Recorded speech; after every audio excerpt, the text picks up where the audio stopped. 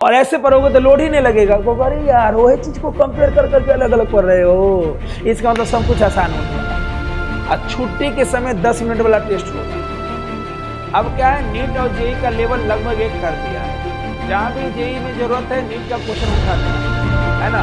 लिख समझ गई ना कि टीचर आए अब पूरा बोर्ड लिख रहे हैं, अब पूरा क्लास अब एकदम पिट्ठी देख रहे हो सर का। मैं पूरा आई कांटेक्ट, टीचिंग का मतलब होता है आई कांटेक्ट, यानी मेरा और आपका आई कांटेक्ट। छुट्टी के समय 10 मिनट वाला टेस्ट। तो वेक्टर पिछले क्लास में बस इंट्रोडक्शन था, मेन आज ही स्टार्ट होगा। तो जो लोग पिछले क्लास में नहीं थे, घबराने वाली कोई बात नहीं है। पिछले क्लास में जस्ट इंट्रोडक्शन था, असली क्लास अभी से स्टार्ट होगा। देखो 3-4 बात का एकदम ध्यान रखना।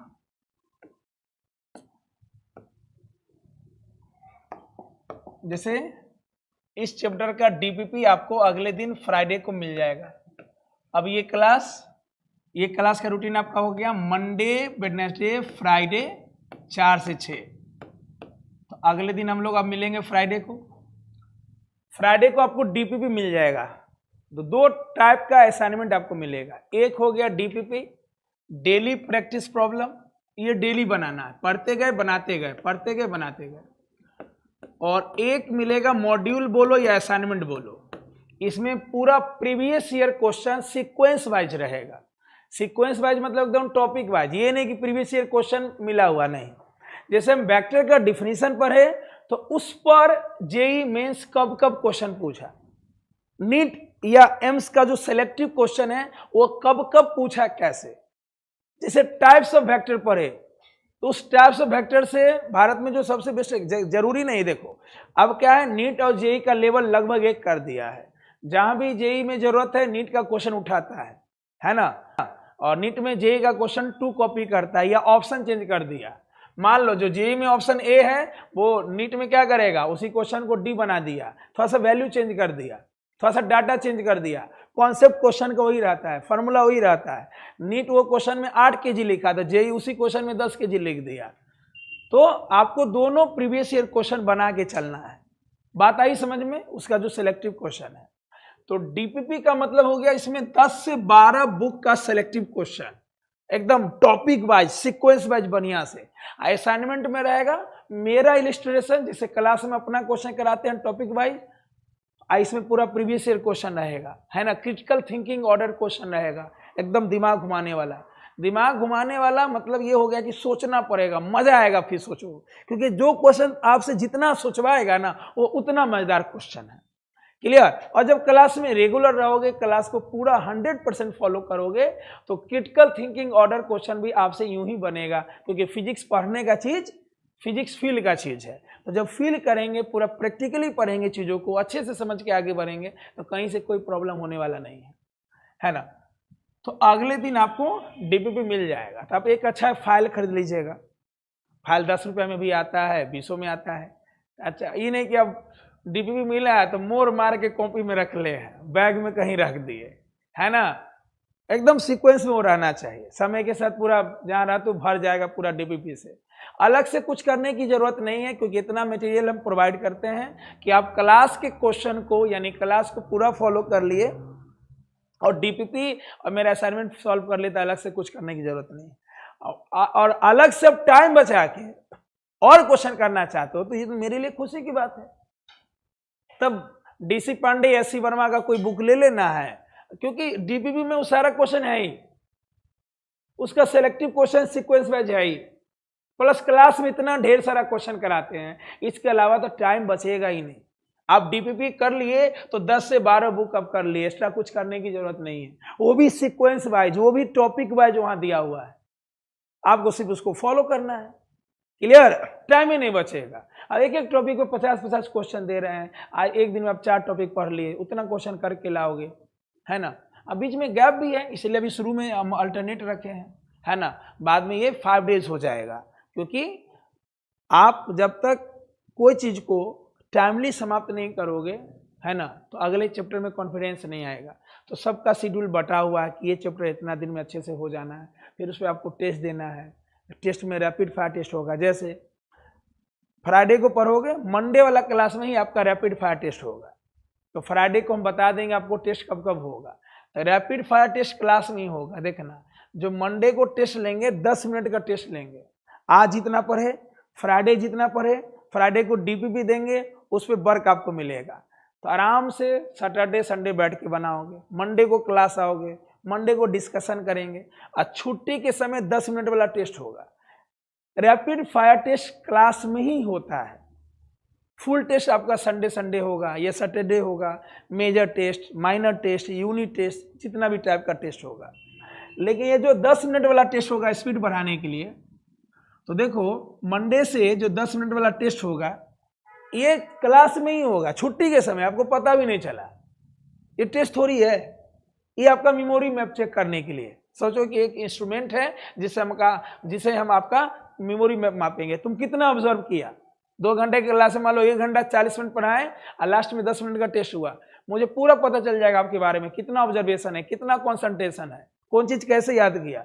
पता चला उसी दिन पढ़े हो, उसी दिन से हम क्वेश्चन एराइज करके दिए और तुम ऑप्शन मारने में गलती कर दिया, क्वेश्चन पढ़ने में गलती कर लिया। और ऐसे से तुम शुरू का 10-20 टेस्ट दोगे तो स्पीड में क्वेश्चन पढ़ना सीख जाओगे, स्पीड में ऑप्शन मारना सीख जाओगे, और सारा खेल स्पीड का है। तैयारी तो सब कर रहा है, लेकिन सिलेक्शन की ओर वही बढ़ेगा जिसका स्पीड बढ़िया होगा।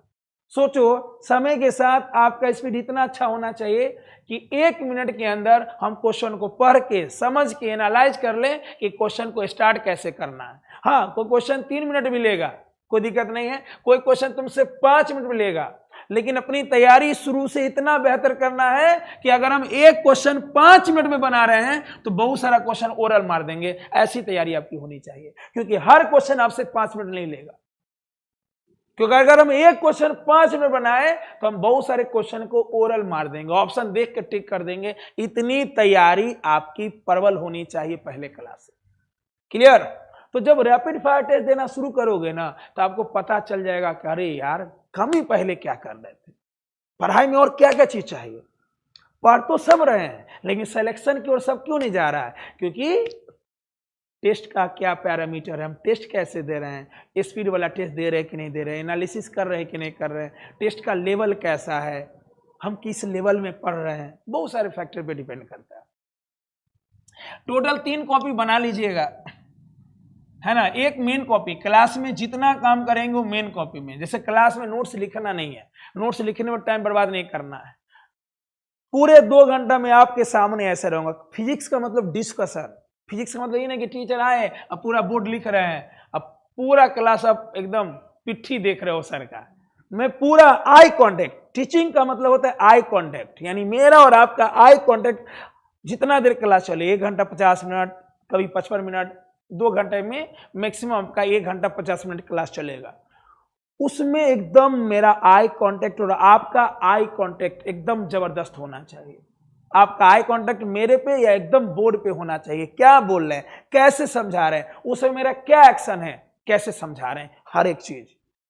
वो एक्शन से आपको थ्योरी बहुत आसान लगेगा, किस वे में हम उसको लेक्चर को डिलीवर किए, है ना। और तुरंत इस पे क्वेश्चन कराए, क्वेश्चन को ऑब्जर्व किया, आप रफ कॉपी रखोगे। जैसे ही बोर्ड पे हम क्वेश्चन लिखेंगे या मान लो पीपीटी चलेगा, क्वेश्चन जैसे ही बोर्ड पे आया, क्वेश्चन पढ़ना है, जल्दी से रफ में सॉल्व करना है। क्लास में क्वेश्चन लिखने का भी टाइम बर्बाद, क्योंकि 2026 में जी रहे हो, 1999 में जी नहीं रहे हो। क्वेश्चन दिए बनाने, हमको क्या देखना है क्वेश्चन में, थ्योरी, लैंग्वेज क्या है, क्या डाटा है, डाटा जल्दी जल्दी लिखे, जल्दी सॉल्व, सर बन गया क्वेश्चन। तो अगर 10 दिन ऐसा किया ना, मैं गारंटी दे रहा हूं तुम्हारा साल भर बढ़िया जाने वाला है, क्योंकि 10 दिन में इतना बढ़िया कॉन्फिडेंस आ जाएगा। अरे यार, हम क्वेश्चन पढ़ना जल्दी सीख गए, अरे फॉर्मूला लगाना सीख गए, अरे सॉल्व करना जल्दी सीख गए। स्पीड बहुत मैटर करता है। क्लियर? आज जमाना पढ़ाई में T20 का जमाना है। अब बताओ T20 में किसका सिलेक्शन होता है? जो कम बॉल पे, 8 बॉल पे वो 25 रन बना दिया ना, वो टीम में रहेगा। वो टीम में अब तुम 40 बॉल खेल के 50 रन मारा, तो वहां पे 2 बातें, अगर जनरल मैच है तो तू गया बाहर, और जरूरत का मैच है तो सोचा जाएगा कि नहीं जरूरत था इसलिए धीमा खेला। क्लियर? एग्जाम भी वही चीज है, कम टाइम में ज्यादा क्वेश्चन बनाने की क्षमता हमें लानी होगी, और एक दिन में नहीं होता है। आप साल भर बहुत अच्छे से पढ़ लिए, लेकिन आपके अंदर वो क्षमता आया ही नहीं कि आप क्वेश्चन जल्दी बना पाओ, कोई फायदा नहीं है। तो पहले ही रेस से बाहर हो।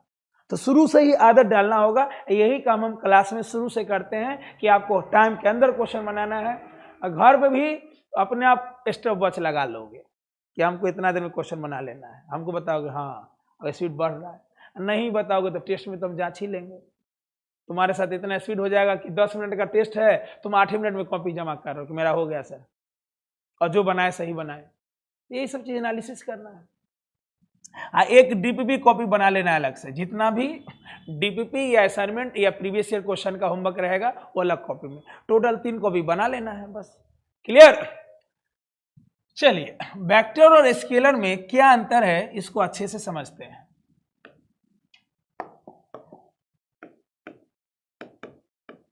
स्केलर वेक्टर पिछले क्लास में बस डिफिनीशन हुआ है। देखो, अगर पिछले क्लास को हम 5 मिनट में समराइज करें तो क्या होगा। फिजिकल क्वांटिटी क्या होता है? कोई भी चीज जिसे मापा या तौला जा सके, कोई भी चीज जिसे मापा या, वो फिजिकल क्वांटिटी कहलाएगा। मास को किलोग्राम में माप सकते हैं, लेंथ को मीटर में माप सकते हैं, टाइम को सेकंड में माप सकते हैं, फोर्स को न्यूटन में माप सकते हैं। तो जिसे मापा या तौला जा सके उसे हम लोग बोलेंगे फिजिकल क्वांटिटी। क्या बोलेंगे?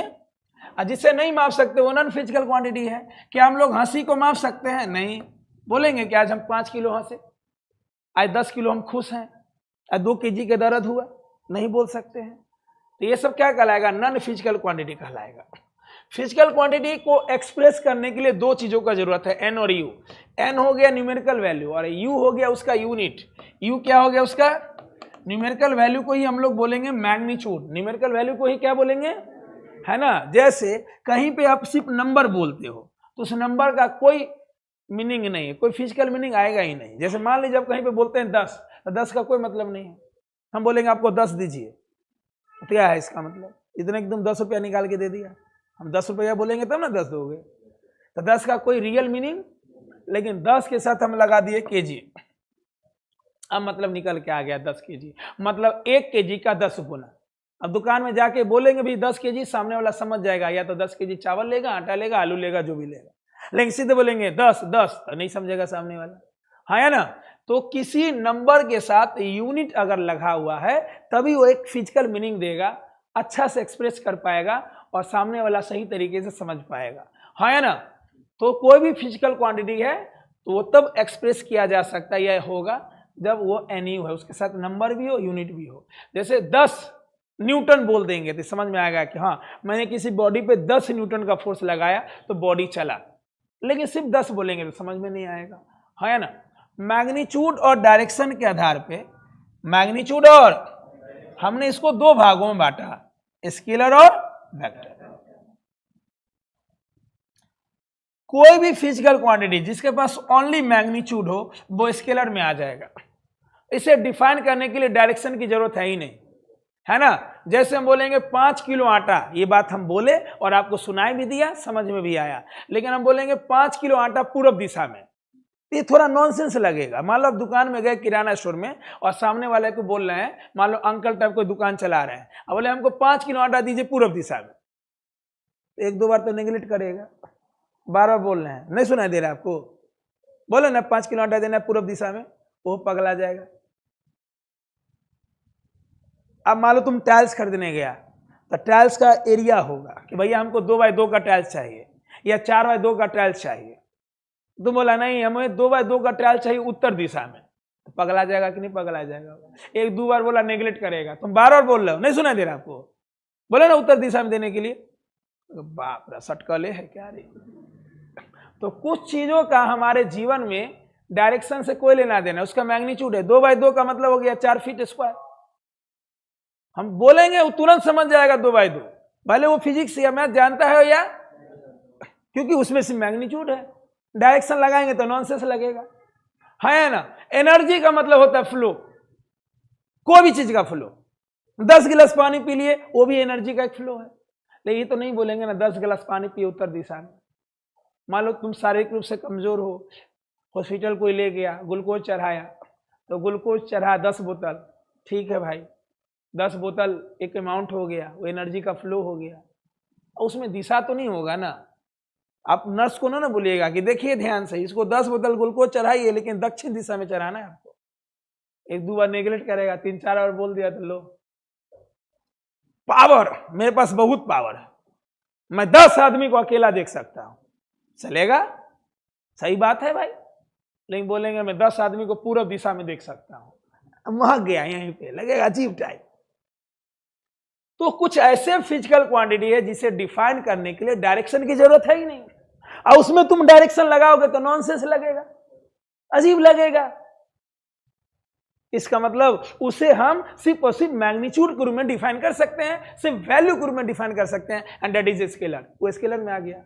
मास, लेंथ, एनर्जी, पावर, स्पीड। मैं गाड़ी 60 किलोमीटर पर आवर से चला रहा हूं, ये मेरा मैग्नीट्यूड है, यानी मैं हर घंटे 60 किलोमीटर चला रहा हूं, उसमें डायरेक्शन की कोई जरूरत नहीं है। मैं 10 किलोमीटर पैदल गया, मैंने 10 किलोमीटर ट्रेवल किया, कोई डायरेक्शन की जरूरत नहीं है, तो सब स्केलर में आ गया। लेकिन कुछ ऐसे चीजें हैं जिसे डिफाइन करने के लिए हमें डायरेक्शन लगाना ही पड़ेगा, उसमें डायरेक्शन के बिना अजीब लगेगा। जैसे हम बोले कि ट्रेन 100 किलोमीटर पर आवर से चल रहा है, सही बात है भाई, हर घंटा 100 किलोमीटर जा रहा है, लेकिन यहां से डायरेक्शन क्लियर नहीं हुआ। हमें सिर्फ मैग्नीट्यूड जानना है, तो यहां तक ये बात सही है कि ट्रेन का स्पीड 100 किलोमीटर पर आवर है, लेकिन डायरेक्शन वहां क्लियर नहीं है। अब हम बोलेंगे बताओ डायरेक्शन किधर है, अब तुम ट्रेन में बैठे नहीं हो, ट्रेन कहीं और जा रहा है, आप यहां बैठे हो, तो सिर्फ तुम सुनाई दिया स्पीड, मैग्नीट्यूड सुनाई दिया, डायरेक्शन है ही नहीं। तो ये कंप्लीट कहां है? ट्रेन 100 किलोमीटर पर आवर से चल रहा है, ये कंप्लीट नहीं है, किधर जा रहा है? हम बोलेंगे ट्रेन 100 किलोमीटर पर आवर से पूरब दिशा में जा रहा है, तो ये कंप्लीट मीनिंग है। ट्रेन 60 किलोमीटर पर आवर से उत्तर दिशा में जा रहा है, ये कंप्लीट मीनिंग है। इसका मतलब है कि कुछ चीजें हैं जिसे डिफाइन करने के लिए, कंप्लीटली डिफाइन करने के लिए मैग्नीट्यूड डायरेक्शन दोनों चाहिए, तो उसे हम लोग वेक्टर बोलेंगे। फोर्स, कितना फोर्स लगाएं, तो वहां पे एक सेंस भी आ गया, कौन डायरेक्शन में लगाएं हम, वो डायरेक्शन का भी सेंस आ गया। बात आई समझ में? कौन डायरेक्शन में हम फोर्स लगाएं। घुमाने वाला चीज में हम किसी बॉडी पे फोर्स लगाएं, बॉडी घूम गया, तो घुमाने वाले सेंस में भी डायरेक्शन का सेंस है। अभी छुट्टी होगा, दरवाजा पे तुम ऐसे ऐसे फोर्स लगाओ, दरवाजा नहीं खुलेगा, लेकिन ऐसे फोर्स लगाओ दरवाजा खुलेगा। इसका मतलब यह हो गया कि दुनिया में कोई भी चीज अगर आपको घुमाना है तो आपको सही डायरेक्शन में और सही जगह फोर्स लगाना पड़ेगा, तभी वो चीज घूमेगा। तो छुट्टी होगा ना, खूब जोर से इसे करना, खुल जाओ खुल जाओ, दरवाजा खुलबे नहीं करेगा। एक बार ऐसे धक्का दो, दरवाजा खुला। तो बताओ अंतर क्या है? आप फोर्स तो ऐसे लगा रहे थे, आप फोर्स ऐसे भी लगाए, दोनों जगह फोर्स लगाया, तो ये फोर्स काफी नहीं था, ये फोर्स घुमाने के लिए काफी, और वही फोर्स ऐसे लगाए, मान लो ऐसे भी लगाए 10 न्यूटन, लेकिन नेगलेक्ट हो गया, ये इसका इफेक्ट 0 है। लेकिन यही फोर्स ऐसे लगाए, दरवाजा खुल गया, इसका इफेक्ट है। क्लियर? पंखा सीलिंग वाला देख लो, मान लो डंडा लो, ये चीज पिछले क्लास में दिखाई भी है, अब बीच में ऐसे मारो उसके पेंडुलम पे जो गोलका है, या उसको डिस्क बोल दो, पंखा नहीं घूमेगा। अब पंखी पे मारो, घूम जाएगा। सीलिंग वाला फैन पे या कोई भी फैन पे, उसके बीच में डंडा मारो, कुछ नहीं होगा, पंखी पे मारो, घूम जाएगा। क्यों? इसका मतलब है किसी बॉडी को घुमाने चलाने के लिए फोर्स का लगाना जरूरी है कि सही जगह सही डायरेक्शन में लगाना जरूरी है। इसका मतलब है कि कुछ चीजें हैं जिसमें डायरेक्शन जरूरी है कि महा जरूरी है।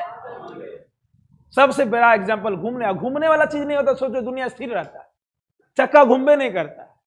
आपको क्या लगा कि मिस्त्री आया, ठोका, चक्का घूम गया, नट बोल्ट सही जगह, एगो नट बोल्ट का जगह चेंज करेंगे तो चक्का घूमेगा नहीं, घुसकने लगेगा चक्का। अब बताओ कोई चीज घुसकेगा तो मजा आएगा कि घूमेगा तो मजा आएगा? अभी दरवाजे में ठीक है, हम ऐसे फोर्स लगाए, घूम गया, नट बोल्ट का जगह चेंज कर देंगे ना तो वो हमें नहीं घूमेगा, गिर जाएगा, ये कुछ नहीं होगा। तो सही जगह चीजें फिक्स की जाती है ताकि धक्का मिले तो बॉडी चले या घूमे। सबसे सिंपल एग्जांपल सोचो, ये बेंच पे हम बीच में फोर्स लगाएंगे, बेंच गिर जाएगा, देखो घूम गया। देखो तुम बीच में फोर्स लगा के नहीं घुमा सकते हो। यही चीज गाड़ी के घूमने में है, पढ़ाएंगे ये आगे रोटेशन। कितनों जोर से मारो गिर जाएगा, और तुम इंड पे फोर्स लगाओ घूम गया। क्लियर? इसलिए घुमाने के लिए ना इंड पे फोर्स लगाया जाता है।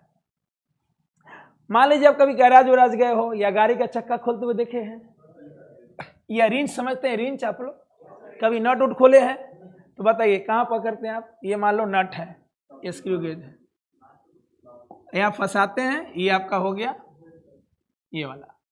अब यहाँ फंसा दिए, यहाँ पकड़ते हैं, घुमा दिए, जितना एंड पे पकड़ोगे ना उतना अच्छा घुमाव उत्पन्न होता है। उसी घुमाव को फिजिक्स में टॉर्क कहते हैं। क्या कहते हैं? टॉर्क मतलब फोर्स का घुमाव इफेक्ट। जब किसी बॉडी पे फोर्स लगे अब बॉडी चलने की बजाय क्या हो जाए तो वही टॉर्क कहलाता है। बात आई समझ में? देखो फिजिक्स में एक ही चीज को कंपेयर कर करके अलग अलग नाम देके अलग अलग चैप्टर में पढ़ना है।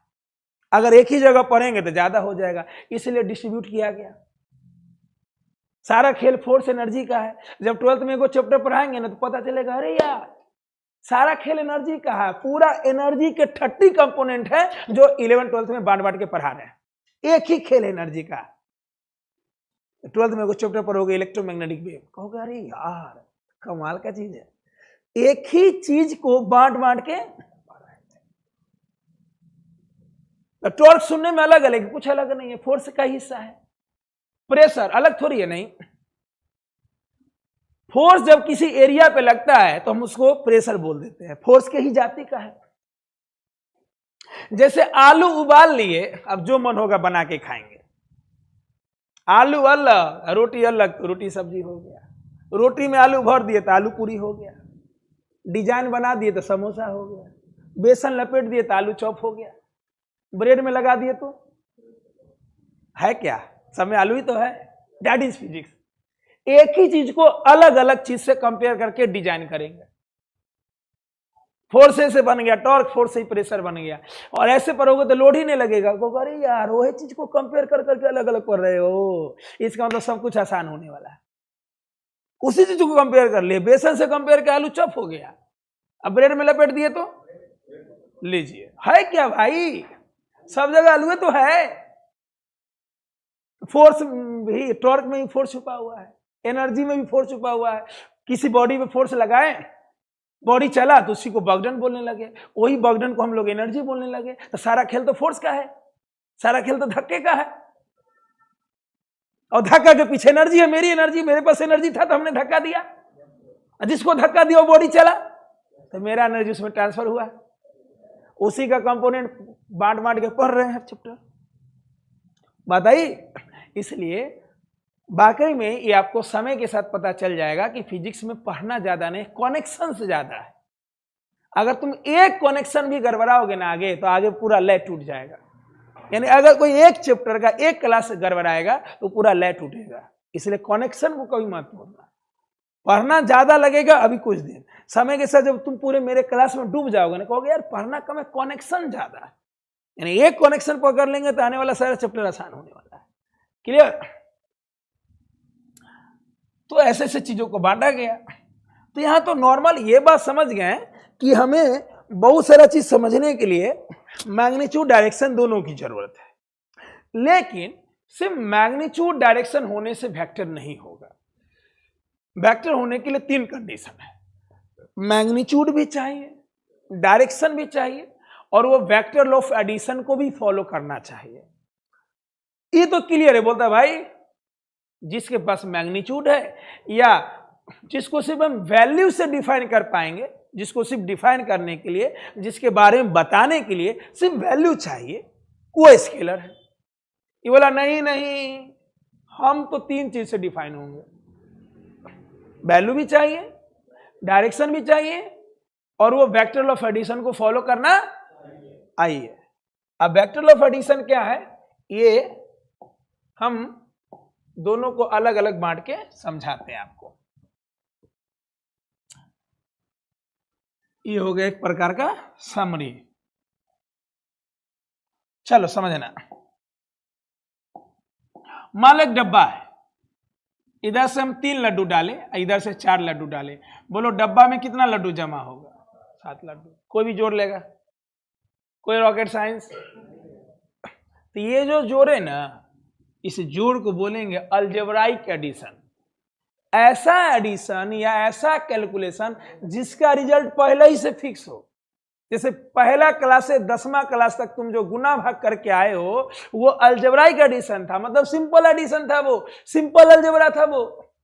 आज एक नया अलजेब्रा सीखोगे जिसे बोलेंगे वेक्टर अलजेब्रा। क्या बोलेंगे?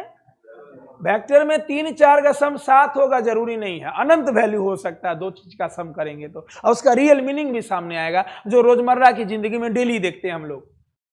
चलो दोनों में कंपेयर करते हैं, यहीं से पता चल जाएगा कि कितना मजेदार चीज होने वाला है। क्यों वेक्टर के बिना काम नहीं चलता पूरे फिजिक्स में, क्यों वेक्टर अगर कमजोर है, इसका एक भी पोर्शन कमजोर है तो आने वाले समय में उस चैप्टर में आपको प्रॉब्लम हो सकता है। मान लो इधर से हम 4 न्यूटन का फोर्स लगाए, इधर से 3 न्यूटन का फोर्स लगाए। चलो रुको, आराम आराम से चलते हैं। इधर से 3 लगाओ पहले, बताओ इधर से 4 न्यूटन, इधर से 3 न्यूटन, बॉडी कितना महसूस किया? अब कोई अंतर है अभी दोनों में? यहां भी 4 3, यहां भी 4 3, कोई अंतर नहीं है। अगर सिर्फ वैल्यू वाइज देखेंगे तो लड्डू भी 7 है, फोर्स भी क्या है 7, कोई अंतर। लेकिन अब देखो, मान लो वही डब्बा पे इधर से हम 4 लड्डू रखे, इधर से 3 लड्डू रखे, बोलो डब्बा में कितना लड्डू? लड्डू तो 7 ही होगा, क्योंकि लड्डू डायरेक्शन पे डिपेंड नहीं करता है। लेकिन इस डब्बा पे इधर से हम 4 न्यूटन का फोर्स लगाए, इधर से हम 3 न्यूटन का फोर्स लगाए, बताओ बॉडी कितना महसूस करेगा? इसका मतलब है कि यहां पे 3 4 को सपोर्ट कर रहा था। बताओ अगर हम किसी बॉडी पे 4 न्यूटन का फोर्स लगाए, बॉडी आराम से जा रहा था, 3 और लगा दिए तो आराम से जाएगा कि जल्दी जल्दी भागेगा? इसका मतलब ये दोनों सपोर्ट किया तो ऐड हो गया। अब हम 4 लगा रहे थे और आप लोग अपोज करने लगे, तो आपका 3 तो मेरे 3 को खा गया, तो बचा कितना?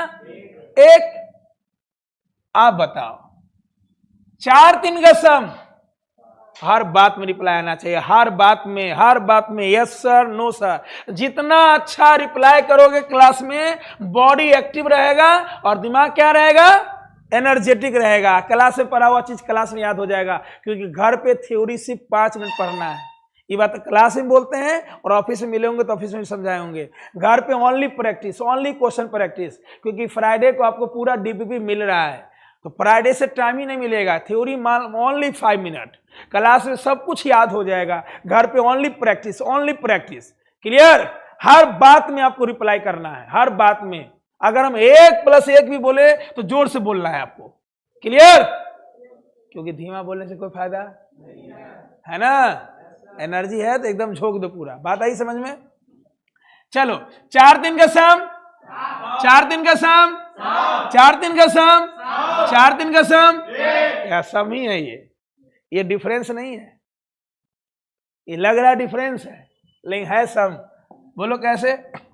बोलो 4, पहले 4 - 3 करते हैं 1।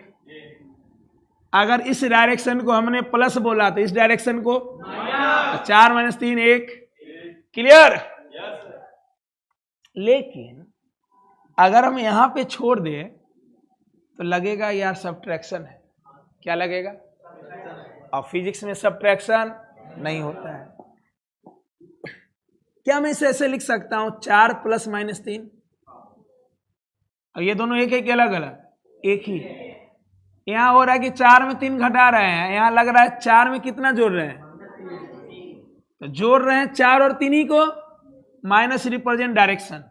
फिजिक्स में जब भी किसी वेक्टर के साथ माइनस लगे तो डायरेक्शन को रिप्रेजेंट करेगा, और किसी स्केलर के साथ माइनस लगे तो वो प्रॉपर्टी को रिप्रेजेंट करेगा। याद रखना, जैसे बॉगडन निगेटिव है तो ये प्रॉपर्टी होगा क्योंकि बॉगडन स्केलर है।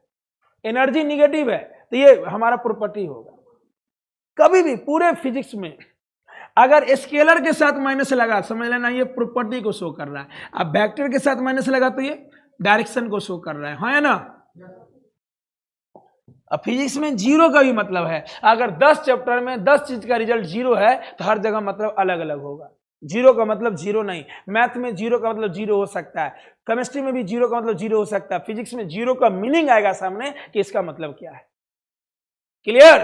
देखना समय के साथ सबका मीनिंग सामने आएगा, और वही जब मीनिंग वाइज पढ़ोगे पूरा तो आपसे स्टेटमेंट वाला क्वेश्चन बनेगा। बहुत बार क्या होता है, आप फार्मूला पढ़े, क्वेश्चन क्लास में इतना कराएं कि आपको आदत हो गया तो डीपीपी आपसे बनेगा ही, लेकिन स्टेटमेंट वाला क्वेश्चन में फंस जाओगे। तो स्टेटमेंट वाला क्वेश्चन में फंसने का मतलब है एक एक लाइन तोड़ के तुम नहीं पढ़ रहे हो। अगर एक एक लाइन तोड़ के पढ़ोगे तो स्टेटमेंट वाला भी क्वेश्चन आपसे बनेगा। क्लियर? चलिए, तो यहाँ 4 और -3 का सम है, जिसमें माइनस क्या रिप्रेजेंट करेगा, डायरेक्शन। ठीक, तो यहां से अंतर होने लगा। लड्डू बोला हमारा डायरेक्शन से कोई लेना देना नहीं, यहाँ जैसे डायरेक्शन बदले तो रिजल्ट बदल गया। चलो अभी भी डिसीजन नहीं लेते हैं, अभी एक दो एग्जांपल और करते हैं। चलो अब मान लो इधर से हम 4 लड्डू डाले, इधर से 3 लड्डू डाले, लड्डू तो अभी भी साथ ही होगा। लड्डू को क्या लेना देना कि हम 90 डिग्री पे डाले हैं। अब बताओ, अब एक डिब्बा है, इधर से हम 4 न्यूटन का फोर्स लगाए, इधर से 3 न्यूटन का फोर्स लगाए। अब दोनों चीज बदलने वाला है, अब दो चीज बदलने वाला है। सिंपल बात बताओ, आप में से कोई 2 इंसान आया, एक मुझे इधर खींच रहे हो, एक इधर खींच रहे हो, एकदम फिल्मी स्टाइल में, एकदम मान लो जंजीर से बांध दिया, कोई खिड़की पे बैठ गया और तुम जहां जो बेंच बैठे हो एकदम पूरा रस्सी से बांध दिया, अब कोई पुराना दुश्मनी मेरे पे निकाल लो। अब बताओ, मान लो कोई सिर्फ इधर खींचा, चाहे एक आदमी रहे चाहे 200 आदमी इधर रहे, हम इधर ही जाएंगे। इधर खींचा तो, लेकिन दोनों एक साथ खींच रहा है, एकदम एक साथ, इधर भी इधर भी। रेडी 1 2 3, बताओ मैं किधर जाना चाहूंगा, इधर इधर किधर, एकदम इधर भागूंगा, मैं कुछ नहीं कर पाऊंगा। अगर मान लो इधर भी 10 न्यूटन लगा रहा है, इधर भी 10, तो एकदम बीचों बीच भागेंगे हम। ये 90 डिग्री, एकदम 45 डिग्री पे हम यहां से डेविएट हो जाएंगे, एकदम मैं कुछ नहीं कर पाऊंगा। अब मान लो मेरे हाथ है लोहा का है, नहीं उखड़ेगा हाथ, ये पूरा जोर लगा रहा है जंजीर से, इधर कोई मोटा रस्सी बांधे हुआ है, एकदम ये भी जंजीर। अब मान लो मेरा भी हाथ एकदम भीम के जैसा है, 100 हाथी का बल है इसमें, मान लो, सोचो, बोलो, मान लो नहीं रस्सी टूटा, आइडियल रस्सी है, बताओ हम किधर चलना शुरू करेंगे। अगर ये दोनों फोर्स लगातार लगा रहा है तो मैं इधर भागूंगा, अगर ये भी 10 न्यूटन, ये भी, तो मैं एकदम बीचों बीच भागूंगा 45 डिग्री पे। क्लियर? मान लो ये 10 लगा रहा है, इधर 5, तो मैं इसके करीब रहूंगा, मतलब भागूंगा ऐसे ही, है ना। मतलब ये भी 10, ये भी 10, एकदम बीचों बीच भागेंगे। दोनों में जो बराबर रहेगा तो बीचों बीच, इस दोनों में जो ज्यादा रहा उसके करीब हम जाएंगे। ये ज्यादा रहा तो, ये ज्यादा रहा तो, सिंपल सोचो ना, सूजी चीनी हलवा, 10 किलो सूजी 10 किलो चीनी, तो हलवा पीछे में रहेगा ना। अब बताओ, चीनी ज्यादा डाले तो हलवा किसके पास, मीठा हलवा लगेगा, सूजी ज्यादा तो, अब बराबर रहेगा तो बीचों बीच। या चीनी पानी शरबत, बताओ शरबत जबरदस्त कब बनेगा, जब अमाउंट सिमिलर रहेगा। अब तुम पानी ज्यादा डाला चीनी, तो शरबत किसके पास रहेगा, पानी के पास, और चीनी ज्यादा रहेगा तो, है ना। तो पहले बाराती वगैरह में शरबत ही मिलता था, अब ना कोल्ड ड्रिंक्स मिलता है, तो पहले शरबत ही मिलता था, तो शरबत को ड्राम में घोर देता था। आप तो बगल में ई होटल से बाराती उठा, वो होटल में पहुंचा, और गांव में मैरिज हॉल में शादी हो रहा है, पहले 100 किलोमीटर से बाराती आ रहा है, और सब खूब डांस वगैरह, थक्कल है एकदम। अब बताओ 100 किलोमीटर से बाराती आ रहा है, थक्कल है, एक ड्राम पानी में 1 किलो चीनी है बस, उसको वो पानी मीठे लगता था, काहे, थक्कल है, ओहो कोल्ड ड्रिंक्स फेल पानी पे। तो पहले ऐसा सर, आप तो कोल्ड ड्रिंक्स चल रहा है, कॉफी चल रहा है, ये चल रहा है, बदल गया, एक प्रकार एक से एक सूप चल रहा है, जैसे जैसे पार्टी में जाओगे, हाँ ना, पहले वो ड्रामे में घोरल रहता था। हाँ बोलो क्या ड्रामे, लोटे लोटे सब पी रहा है। आप लोग बाराती नहीं गए होंगे, गए वो वाला भी? अरे वाह, चलो। हाँ, तो सूजी चीनी, चीनी पानी शरबत, समझ लो। तो इस लाइन को बोल देंगे रिजल्टेंट। इस लाइन को क्या बोल देंगे? अब रिजल्टेंट का क्या क्या नाम होगा? इधर भी 10 लगाया, इधर भी 10 लगाया, तो जो रास्ते में हम चलेंगे इसको बोल देंगे रिजल्टेंट ऑफ टू फोर्स। अब फोर्स वेक्टर है तो रिजल्टेंट ऑफ टू वेक्टर बोल दो। रिजल्टेंट को हम और क्या क्या बोल सकते हैं? रिजल्टेंट को बोल सकते हैं combined effect of vectors, addition of two vector. यही लाइन जो हो जाएगा ना, ये दोनों का कंबाइंड इफेक्ट हो जाएगा, क्योंकि सूजी चीनी मिला दिए तो हमको किससे लेना देना है? हलवा से। चीनी पानी मिला दिए तो रिजल्टेंट मतलब जस्ट बिहेव्स लाइक अ शरबत, हलवा, combined value, net value, total value, यह बहुत सारा नाम हो सकता है। क्वेश्चन में कोई भी नाम रहेगा, इफेक्टिव वैल्यू लिख देगा। कभी कभी फिजिक्स में उस नाम का इंग्लिश मीनिंग अलग रहता है, तो ये कोई बात पे डिपेंड नहीं करता कि तुम्हारा बैकग्राउंड बिहार बोर्ड है कि सीबीएसई है। फिजिक्स में उस लैंग्वेज को समझना अलग बात है। इफेक्टिव का मतलब होता है नेट वैल्यू। अब तुम गूगल पे डालो इफेक्टिव मतलब, तो लिखेगा प्रभावित। अब उसको फिजिक्स में प्रभावित से बनाओगे तो लगेगा अजीब। तो कभी भी फिजिक्स में इफेक्टिव दिख जाए तो उसका मतलब होगा net value, addition, total value, average value. तो 2-3 काम करना है जब भी क्लास में समझा रहे हो, बढ़िया सुनना है। और सब कुछ ऐसे जैसे बोल रहे हैं, सब पीडीएफ में एक लाइन लिखा हुआ रहेगा, क्योंकि उसी सीक्वेंस से सब रहेगा। जैसे पिछले क्लास में जैसे पढ़ाए थे कि पीडीएफ में उसी सीक्वेंस से सब था ना, सही। तो ध्यान देना है। जैसे मान लो डाउन का मतलब नीचे होता है, लेकिन फिजिक्स में अगर कहीं भी डाउन द रिवर लिखा हुआ है या डाउन द ट्रैक लिखा हुआ है, इसका मतलब नीचे नहीं होगा, वो अलोंग द लाइन होगा। तो फिजिक्स के लैंग्वेज को फिजिक्स में ही समझना है, उसका हिंदी इंग्लिश, इसलिए फिजिक्स कभी हिंदी इंग्लिश नहीं हो सकता है। फिजिक्स को फिजिक्स की भाषा में, इजी भाषा में समझना है कि वहां पे उसका क्या मीनिंग है, बोलो ना। हाँ, चलिए आप समझिए। यहां पे तो मान लो ये है 4 का लाइन, इसको अलग से ड्रॉ करो। ये किसका लाइन है? 4 न्यूटन का। ये 3 का लाइन है। बताओ 4 अगर अकेले रहता है तो बॉडी किसके तरफ जाता है? 4 के तरफ। और 3 अकेले रहता तो दोनों साथ में है, तो ना बॉडी 4 के तरफ जाएगा ना 3 के तरफ जाएगा। बॉडी जाएगा एक नए रास्ता में, बॉडी जाएगा एक, जिसे बोलेंगे रिजल्टेंट। क्या बोलेंगे? 2 वेक्टर या 2 से अधिक वेक्टर का जब एक कंबाइंड सिस्टम आएगा तो उसी का नाम हम लोग रिजल्टेंट बोल देते हैं। सिंपल सोचो, स्केलर में कोई चीज जोड़ेंगे ना तो उसे रिजल्ट बोलेंगे। रिजल्ट का मतलब क्या है? जो चीज मिल रहा है। 2 चीज को जोड़ेंगे वो भी रिजल्ट है, 2 चीज को घटाएंगे वो भी रिजल्ट है, 2 चीज को मल्टीप्लाई करके जो वैल्यू मिला वो भी रिजल्ट है। तो जैसे स्केलर में कोई चीज अब जोड़े, घटाए, मल्टीप्लाई किए तो उसके सॉल्यूशन को क्या बोलेंगे? रिजल्ट। वेक्टर में उसी को रिजल्टेंट बोलेंगे। क्या बोलेंगे?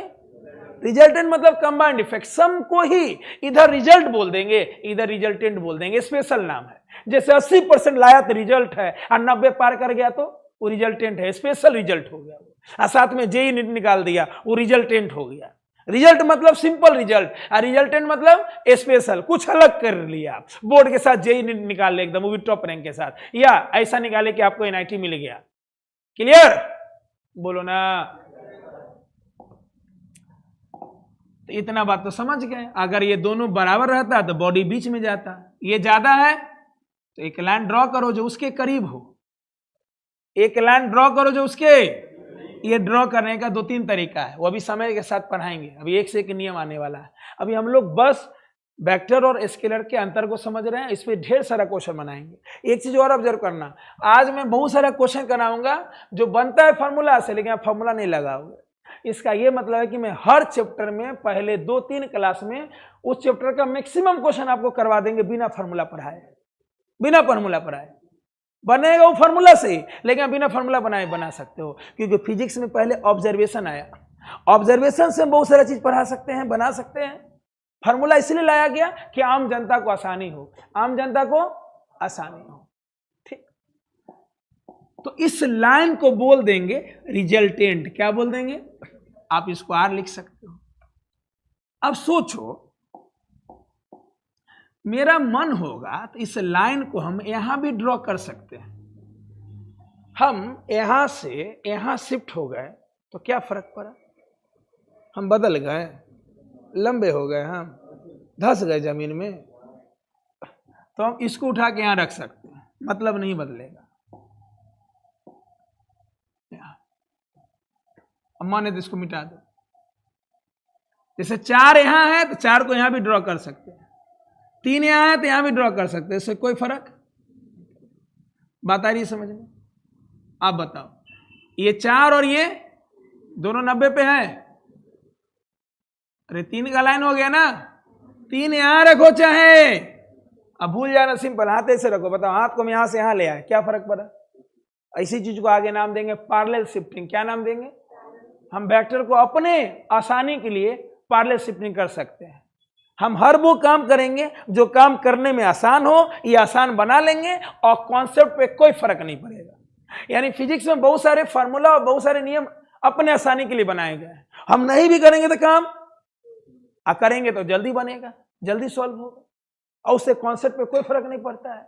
तो इसी चीज को वेक्टर का प्रॉपर्टीज कहते हैं कि वेक्टर को हम आसानी के लिए उसको पैरेलल शिफ्ट कर सकते हैं। हम यहां से यहां आ जाएंगे, कोई फर्क नहीं पड़ेगा। हम 3 को यहां रखो चाहे यहां रखो, क्या फर्क पड़ा है?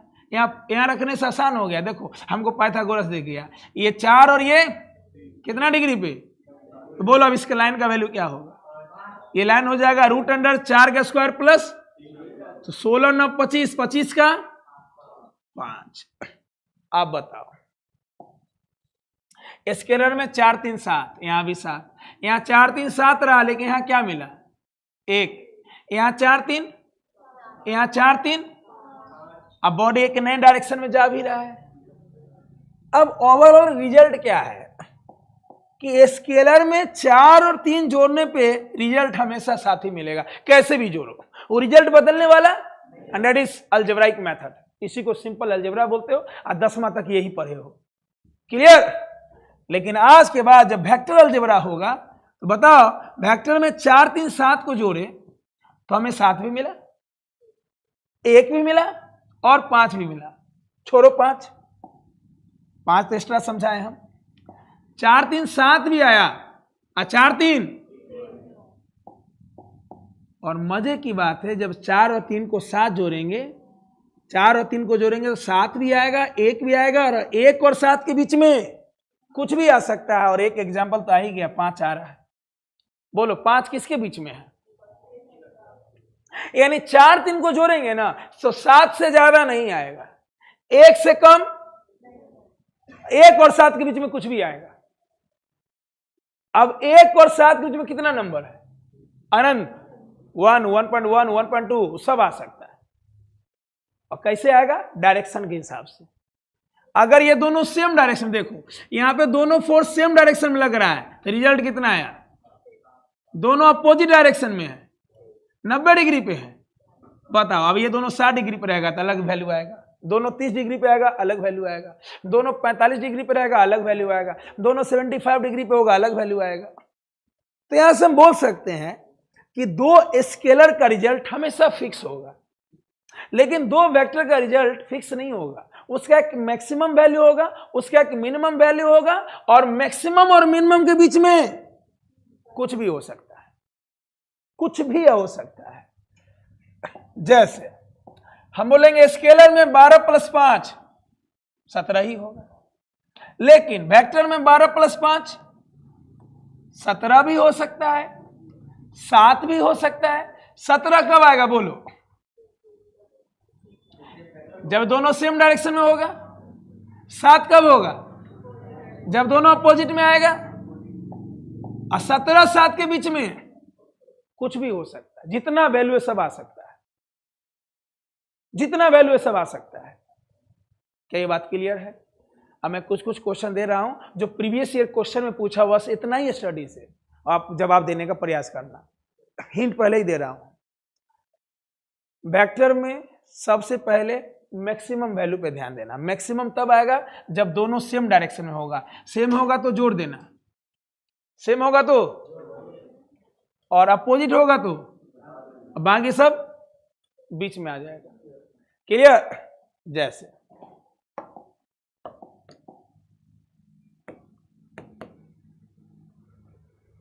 मैं जो भी समझाया हूं उसी चीज को लैंग्वेज में लिखता हूं, ठीक।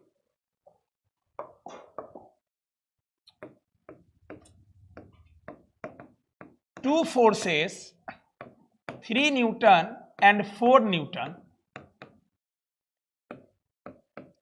act on a body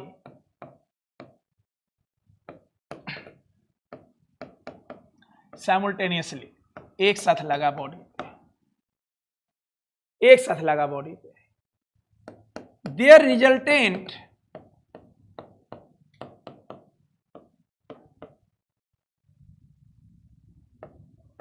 are respectively, resultant का मतलब जल्दी बोलो, रिजल्टेंट का मतलब फिजिक्स में सम ऑफ टू वेक्टर, दो या दो से अधिक भी हो सकता है, दो से अधिक भी। रिजल्टेंट का नाम हम बोल रहे हैं, फिर एक जगह लिखेंगे नोट बना के, सारा नाम मुंह पे होना चाहिए ताकि क्वेश्चन में कोई भी नाम देगा घबराना नहीं है। रिजल्टेंट मतलब sum of vectors, addition of vectors, net value of vectors, total value of vectors, combined value of vectors, equivalent value of vectors, effective value of vectors, change in vectors, change भी लिख सकता है physics में। Change मतलब एक बदलाव, जो नया वैल्यू मुझे मिल रहा है। बात आ रही है समझ में? कोई भी नाम दे सकता है, सबका मतलब एक है। बात आई समझ में? हम यहां पे इफेक्टिवली लिख सकते थे, they resultant are respectively 7 newton, 1 newton and 5 Newton.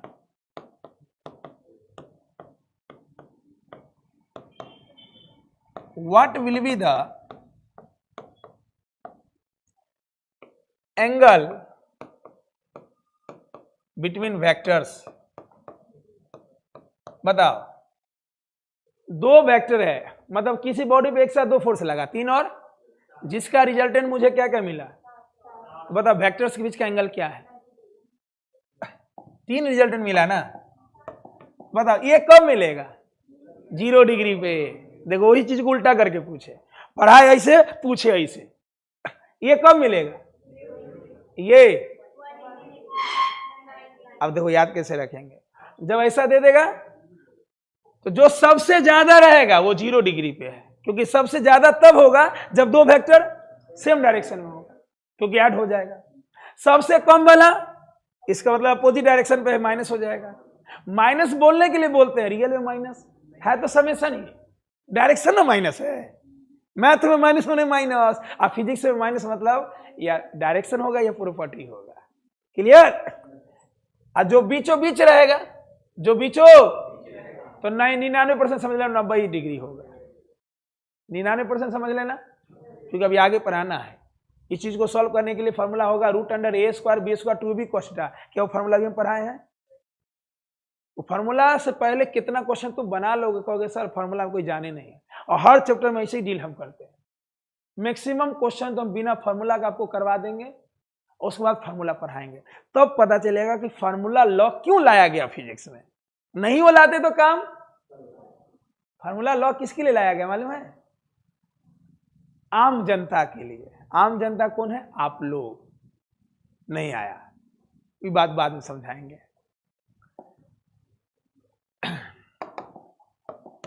Simple angle के लिए क्या करेंगे, इसका सलूशन क्या होगा?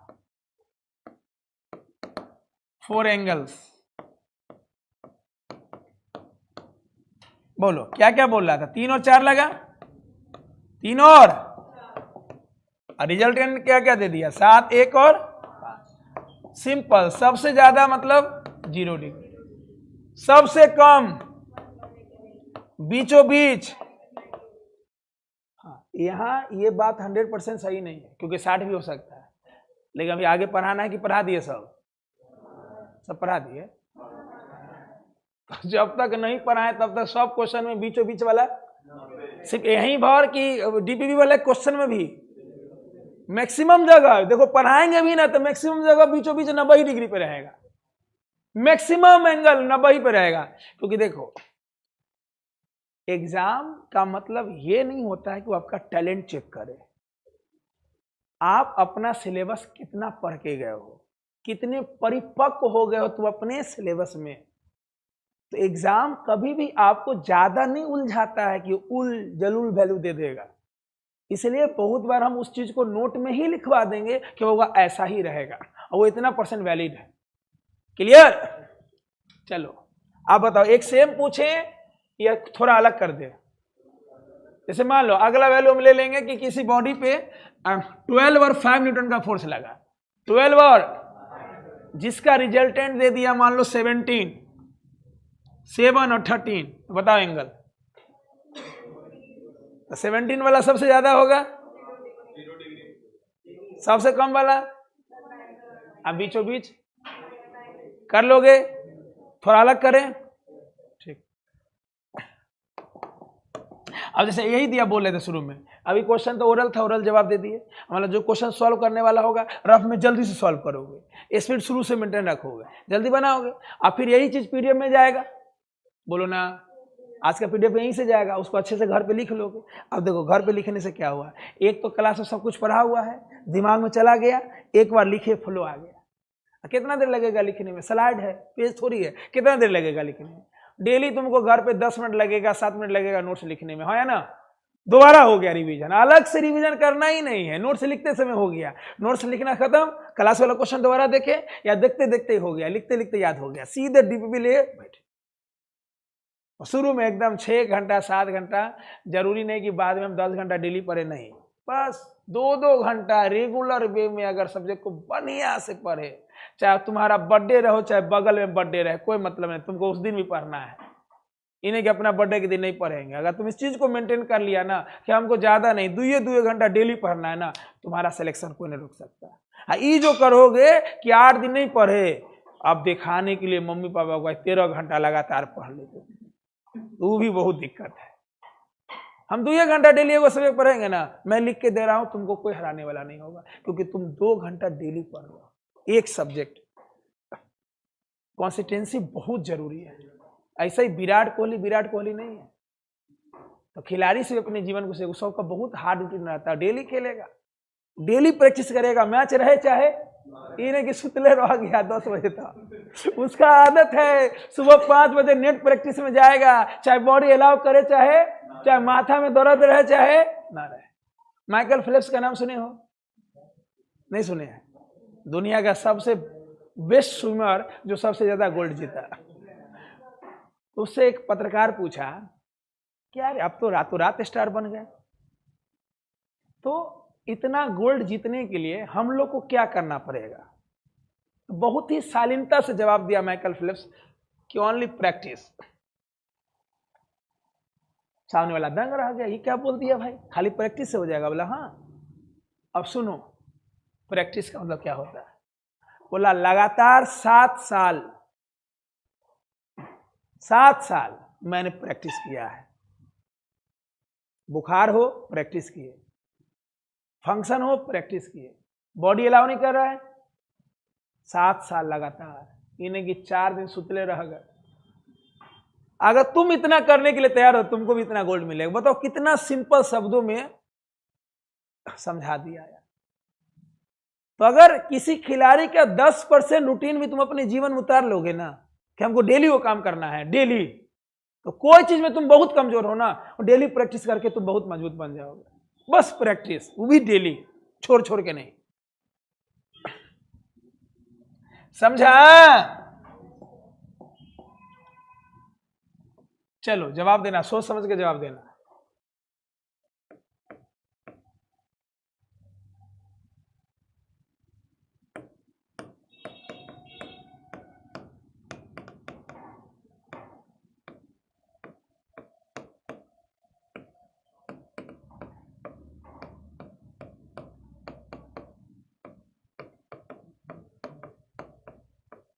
बोला कौन ऑप्शन 2 न्यूटन का रिजल्टेंट नहीं देगा।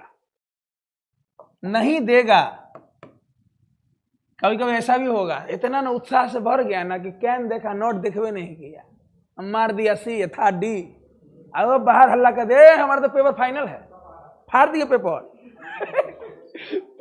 सबको हल्ला कर दिया मैंने। रिजल्ट आया ना तो पता चला बउआ रे क्वेश्चन क्या था, क्या नोड़ा तू पढ़ा जल्दी में, क्या ऐसा होता है? ऐसा गड़बड़ी होता है OMR रंगने में, क्वेश्चन जल्दी पढ़ने में, इसलिए आराम से पढ़ना, यही तो आदत लगाना है क्लास में। क्या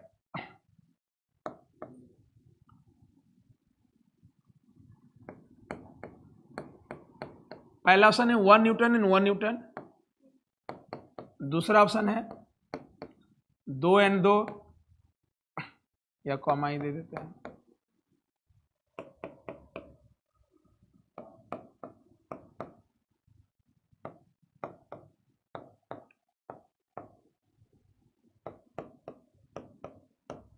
चारों ऑप्शन में कौन ऑप्शन है जिसका रिजल्टेंट 2 न्यूटन नहीं हो सकता है? क्वेश्चन पहले समझो।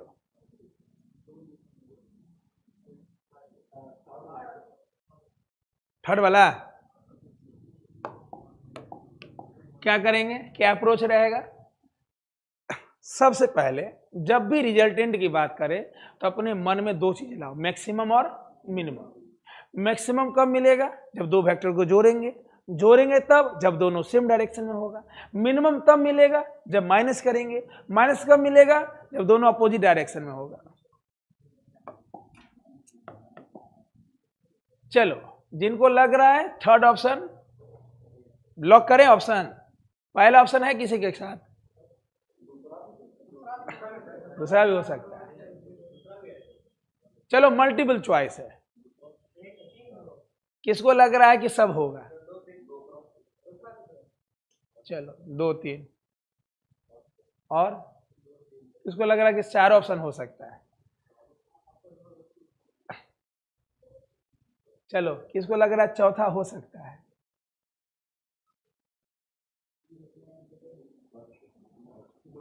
पहला हो सकता है।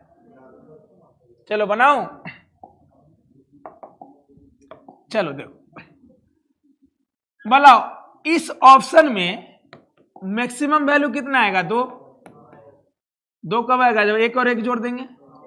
मिनिमम 0, ये तो 2 दे ही रहा है, ये तो 2 दे रहा है।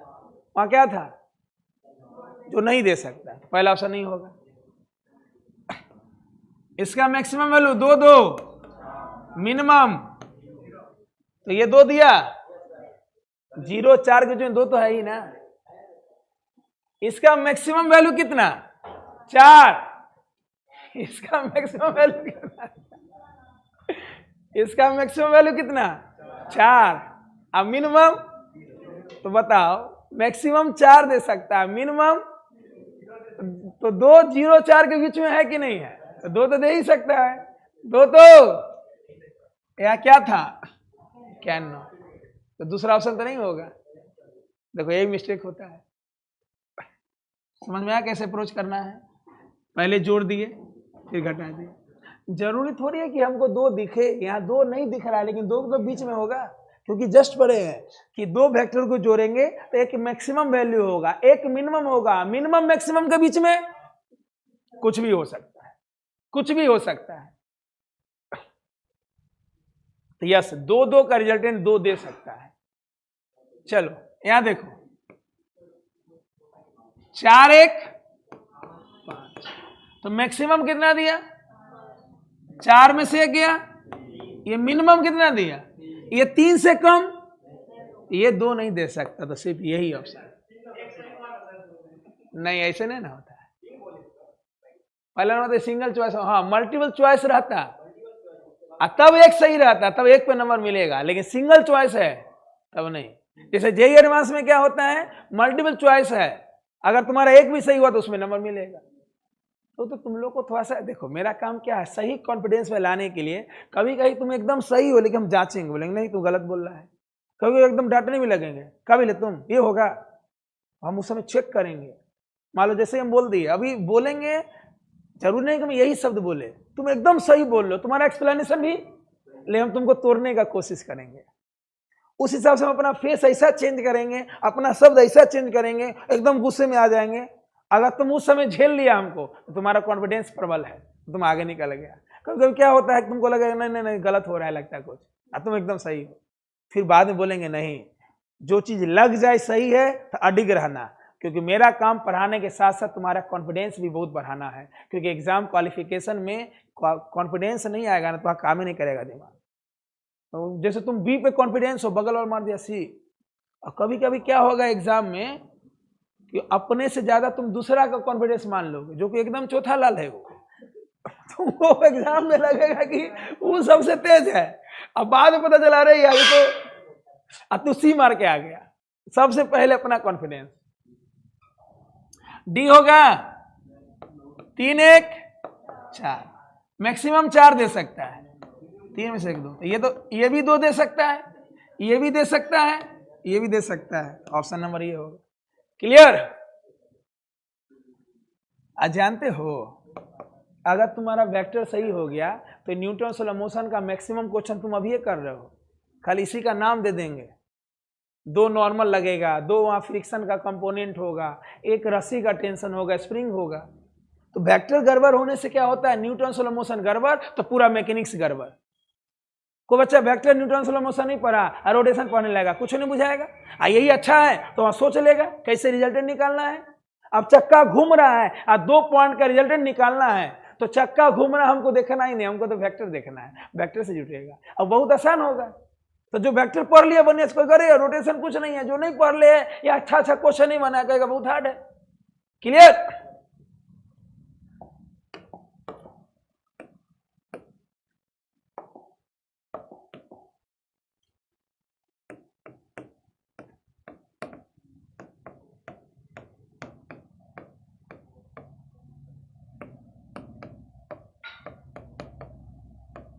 किसी बॉडी पे 2 फोर्स लगा एक साथ, act on a body together लिखो, साइमल्टेनियसली लिखो, जैसे सोच समझ के जवाब देना। मैं ऑप्शन चेंज करूंगा।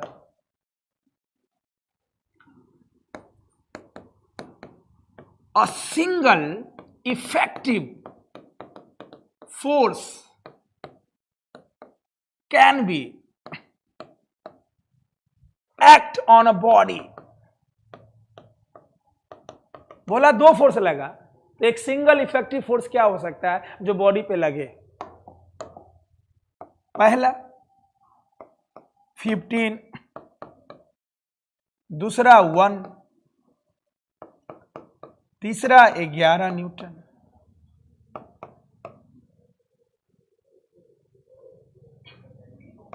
बोलो, अरे तुम्हारा न्यूटन सोलर मोशन का क्वेश्चन है, क्योंकि वहां पे क्या है, न्यूटन सोलर मोशन में क्या है, फोर्स। इतना बढ़िया कर लो शुरू का चैप्टर से ना कि 11 12 में कोई चैप्टर तुम्हारे सामने आ जाए ना, धुआं धुआं उड़ा देना। पहले क्वेश्चन समझो, बॉडी में कितना फोर्स लगा, 2, 6 और 8। अब बोला है कि एक सिंगल इफेक्टिव फोर्स बताइए जो बॉडी पे लग सकता है। 4 ऑप्शन है, अपना अपना सोचो। सी, पहला क्यों नहीं, पहला क्यों नहीं?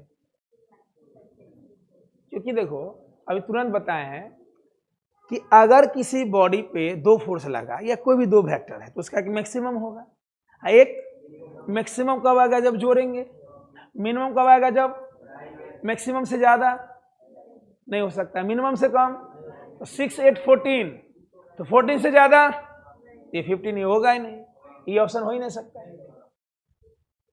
मिनिमम कितना, 6 और 8 का डिफरेंस, तो 6 8 का रिजल्टेंट 2 ही हो सकता है, मैक्सिमम 14, मिनिमम 14 से ज्यादा, 15 से कम, सॉरी 2 से कम, ये भी नहीं होगा। तो क्या ये 2 और 14 के बीच में है, तो ये हो सकता है। यानी 6 8 का रिजल्टेंट क्या क्या हो सकता है, वो सब आंसर हो सकता है। मैं और भी ऑप्शन दे सकता था यार। 6 8 का रिजल्टेंट 14 हो सकता है, 2 हो सकता है, ये मैक्सिमम होगा, और ये 14 से ज्यादा, 2 से मिनिमम, ये दोनों के बीच में कुछ भी हो सकता है। यानी ये दोनों के बीच में जो भी ऑप्शन रहेगा। क्लियर? अब हो कि 11 कब मिलेगा तो उसे एंगल निकाल लेंगे। जैसे बताओ 14 कब मिलेगा? 0 डिग्री पे, जब दोनों सेम डायरेक्शन में होगा। 2 कब मिलेगा? जब दोनों अपोजिट डायरेक्शन में होगा। अगर ये दोनों 90 डिग्री पे होगा तो 10 हो जाएगा। कैसे? 3 4 5 था, 3 4 को 90 डिग्री पे जोड़े थे तो क्या मिला था? 5। बोलो 11 कब मिलेगा? 90 डिग्री से कुछ कम पे मिलेगा। वो कैलकुलेट करना सिखाएंगे, उसके लिए फॉर्मूला लाएंगे। क्लियर? तो जब हमसे एंगल पूछेगा कि बताओ 11 न्यूटन कितना डिग्री पे मिलेगा, यानी दोनों फोर्स को कैसे लगाए कि 11 मिले, तो निकाल लेंगे एंगल। कोई बहुत बड़ी बात। चलो इस सब टाइप का सोच लोगे। थोड़ा अलग करते हैं। बताओ can a resultant of 2 factors will be 0? क्या 2 वेक्टर का रिजल्टेंट 0 हो सकता है या होगा? ये सिंपल एक लाइन मैं संभावना पे लगाता हूं। Can a resultant of 2 vectors be 0? कब? 2 वेक्टर का रिजल्टेंट 0 कब होगा? जब दोनों का मैग्नीट्यूड, डायरेक्शन, यानी इधर से भी 4 न्यूटन लगे, इधर से भी 4 न्यूटन, तो दोनों का resultant, yes, resultant of 2 factors will be 0 if magnitude are same but direction are opposite. लेकिन बताओ क्या 3 वेक्टर का रिजल्टेंट 0 हो सकता है? किसी बॉडी पे 3 फोर्स लगे और उसका रिजल्टेंट 0 हो सकता है? सोचो, कोई भी 3 फोर्स ले लो, कोई भी डायरेक्शन में सोचो, मान लो 3, 2 का रिजल्टेंट 0 होगा जब दोनों का मैग्नीट्यूड सेम हो, डायरेक्शन अपोजिट होगा। क्या 3 वेक्टर का रिजल्टेंट, 3 कोई भी ले लो, वैल्यू जो भी ले लो, क्या उसका रिजल्टेंट 0 हो सकता है? रिजल्टेंट मतलब सम, सम मतलब तीनों का एडिशन। क्या ऐसा हो सकता है कि 3 को जोड़े 0 हो जाए?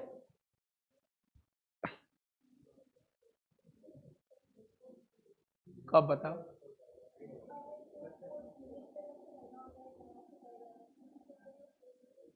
चलेगा? तुम्हारा जवाब चल सकता है कि जैसे मान लो इधर से 3 न्यूटन लगा, इधर से 4 न्यूटन, इधर से तुम 7 न्यूटन लगा दे, 0 हो सकता है। अब एक कंडीशन हम डाल दी है, वो लीनियर नहीं हो, तब लीनियर में तो संभव है।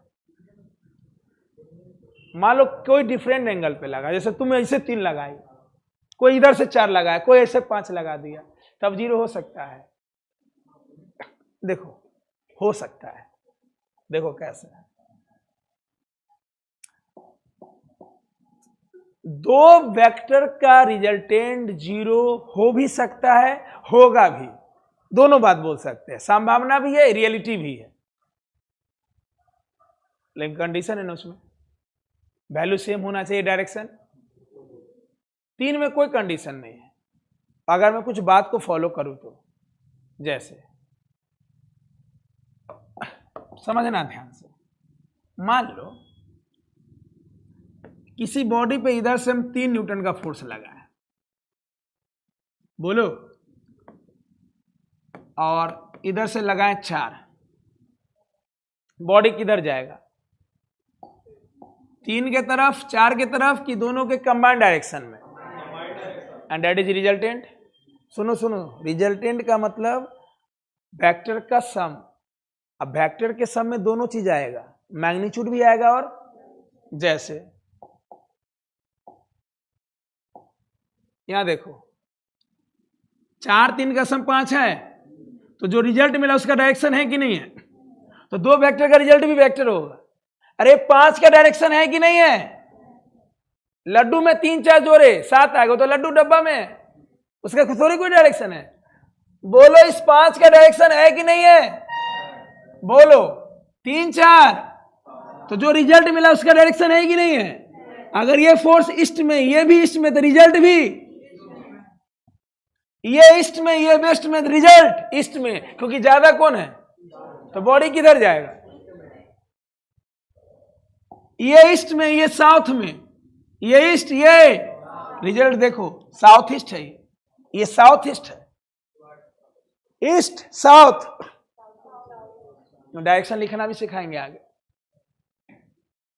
क्योंकि आगे रिवर बोट प्रॉब्लम पढ़ाना है, रेनमैन प्रॉब्लम पढ़ाना है। न्यूटन स्लो मोशन में बोलेगा बताओ एंगल कौन डायरेक्शन में लगा, तो वहां पे डायरेक्शन लिखने आना चाहिए कि नॉर्थ ईस्ट कब लिखना है, ईस्ट नॉर्थ कब लिखना है।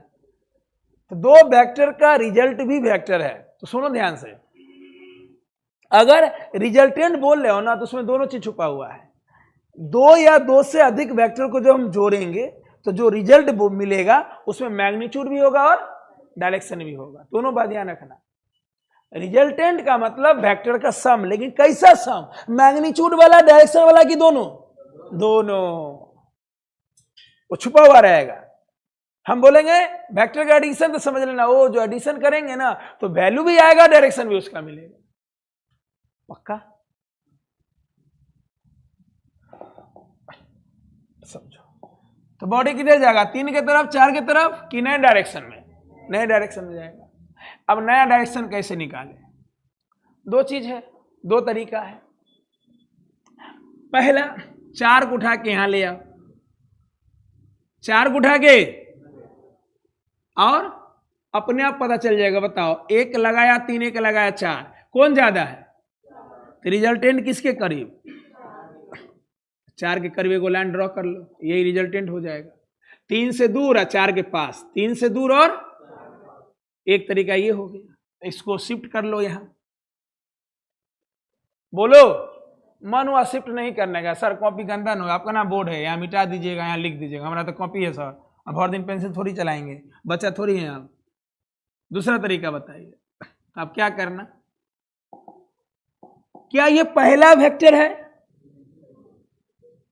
ये दूसरा वेक्टर है? बढ़िया समझो सब, फिर एकदम सीक्वेंस में लैंग्वेज में लिखवाएंगे सब। बोलो ना, पहले थ्योरी पढ़े, तुरंत ऑब्जर्वेशन, क्वेश्चन, और फिर सारे क्वेश्चन से थ्योरी निकाल के पॉइंट वाइज लिखेंगे, है ना? पहला वेक्टर, जब भी दो वेक्टर का आपको रिजल्टेंट निकालना, रिजल्टेंट का मतलब दो वेक्टर का सम। कैसा सम? वैल्यू वाला, डायरेक्शन वाला कि दोनों? दोनों। इसलिए तो रिजल्टेंट बोलते हैं। रिजल्टेंट मतलब वेक्टर का सम जिसमें मैग्नीट्यूड भी होगा। और आप क्या करिए, पहले वेक्टर से लेके दूसरा वेक्टर की ओर लाइन ड्रॉ कर दीजिए। पहला वेक्टर से इनिशियल टू, बाकी आगे लिखवाएंगे कि देखो वेक्टर को हम लोग डायरेक्टेड लाइन सेगमेंट से रिप्रेजेंट करते हैं, इसको डायरेक्टेड लाइन सेगमेंट बोलते हैं। जैसे ए लिखा हुआ है तो इससे मैग्नीट्यूड को बता रहा है, लेकिन अगर इसके ऊपर हम ये डायरेक्टेड लाइन सेगमेंट रख देंगे तो ये वेक्टर ए कहलाएगा। मान लो किसी भी चीज को रिप्रेजेंट करने के लिए हम कोई तो सहारा लेंगे। मान लो हम बोलेंगे वेक्टर कब होगा, तो हमको बार बार बोलना पड़ेगा डिफरेंट मैग्नीट्यूड होना चाहिए, डिफरेंट डायरेक्शन होना चाहिए, और वो वेक्टर लॉ ऑफ एडिशन को फॉलो करना चाहिए। हमको बोलने का मन नहीं किया, हमको लिखने का मन, इसलिए सिंबल बनाया गया। सिंबल मतलब इशारा, सिंबल मतलब कि कोई चीज इशारा से मैं आपको समझा दे, है ना? जैसे बिल्कुल समझ वो चलना है बाहर, है ना? तो इशारा बहुत जरूरी है, बहुत जगह इशारा से काम है कि नहीं? बात समझ में आया कि नहीं आया? तो बताओ ये क्या शो कर रहा है? Only magnitude. अरे क्या शो कर रहा है? ये वेक्टर ए। आप बोलिएगा कि नहीं हम लिखेंगे, तो लिखो, सिंबल का सहारा मत लो। ये हमें इशारा किया, इशारा करेंगे तो समय कम लगेगा, और 3 बार लिखना पड़ेगा। तो इसको बोलते हैं डायरेक्टेड लाइन सेगमेंट। मतलब किसी लेटर के ऊपर आप ये रख दिए, आप बोलचाल की भाषा में इसको एरो बोल सकते हैं, तो इसका पूरा नाम क्या है? Directed line segment. क्या नाम है? ये कहलाएगा वेक्टर ए। इसका मतलब हो गया इसमें मैग्नीट्यूड भी है, डायरेक्शन भी है, और वेक्टर लॉ ऑफ एडिशन को फॉलो करता है। वेक्टर लॉ ऑफ एडिशन क्या है? एक ऐसा एडिशन जिसका रिजल्ट कुछ भी हो सकता है। 3 4 जोड़ेंगे तो वैल्यू 7 मिले, ऐसा जरूरी रिजल्ट कुछ भी मिल सकता है ना? ठीक, और उसी में बताएंगे, देखो ये टेल होगा तो ये हेड कहलाएगा, जहां ये एरो लगा हुआ वो हेड होगा, ये क्या कहलाएगा? टेल। टेल मतलब इनिशियल पॉइंट, हेड मतलब ये इनिशियल, और ये बात आई समझ में? ठीक। तो रिजल्ट का डायरेक्शन निकालने का 2 तरीका है। एक हो गया ये 3 था, और ये इसको उठा के यहां रख दीजिए और लाइन ड्रॉ कर दीजिए, जो ज्यादा रहे उसके करीब से, जो ज्यादा रहे उसके, और बराबर रहे तो बीचों बीच, बराबर रहे तो। और अगर आपको ये सब चीज याद नहीं रखना तो एक तरीका और है, सीधे पहला वेक्टर से दूसरा वेक्टर की ओर एक एरो ड्रॉ कर लो, पहला से एक एरो ड्रॉ कर लो, तो यही रिजल्टेंट हो जाएगा। कौन अच्छा लगा? दूसरे वाला। क्या शिफ्ट करोगे? पहला रिजल्टेंट पहला से, सही है। ये 3, ये 90 डिग्री है कितना? तो बोलो 3 4 का रिजल्टेंट बताओ। अब बताओ किसी बॉडी पे हमने 2 फोर्स लगाया, 3 और रिजल्ट क्या मिला? हम क्या बोलेंगे? 3 4 लगाए कि 5 लगाए? हम आप तो 5 बोलेंगे। सूजी चीनी मिल के हलवा बन गया ना। अब बताओ इस 5 के अपोजिट हम एक फोर्स लगाए 5 न्यूटन का,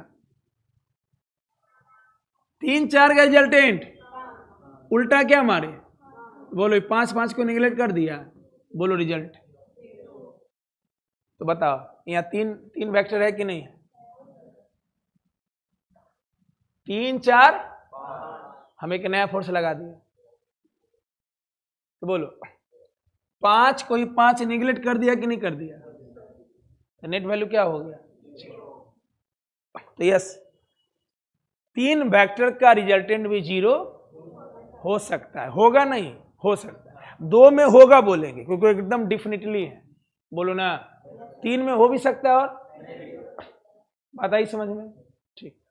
अब ईमानदारी बताओ, एग्जाम में अगर तुम इस मेथड से करोगे तो टाइम ज्यादा लगेगा क्योंकि डायग्राम बनाना पड़ रहा है, सोचना पड़ रहा है। 3 4 इस 5 के अपोजिट मुझे 5 लगाना पड़ा, तो बोलो नेट फोर्स क्या हो गया?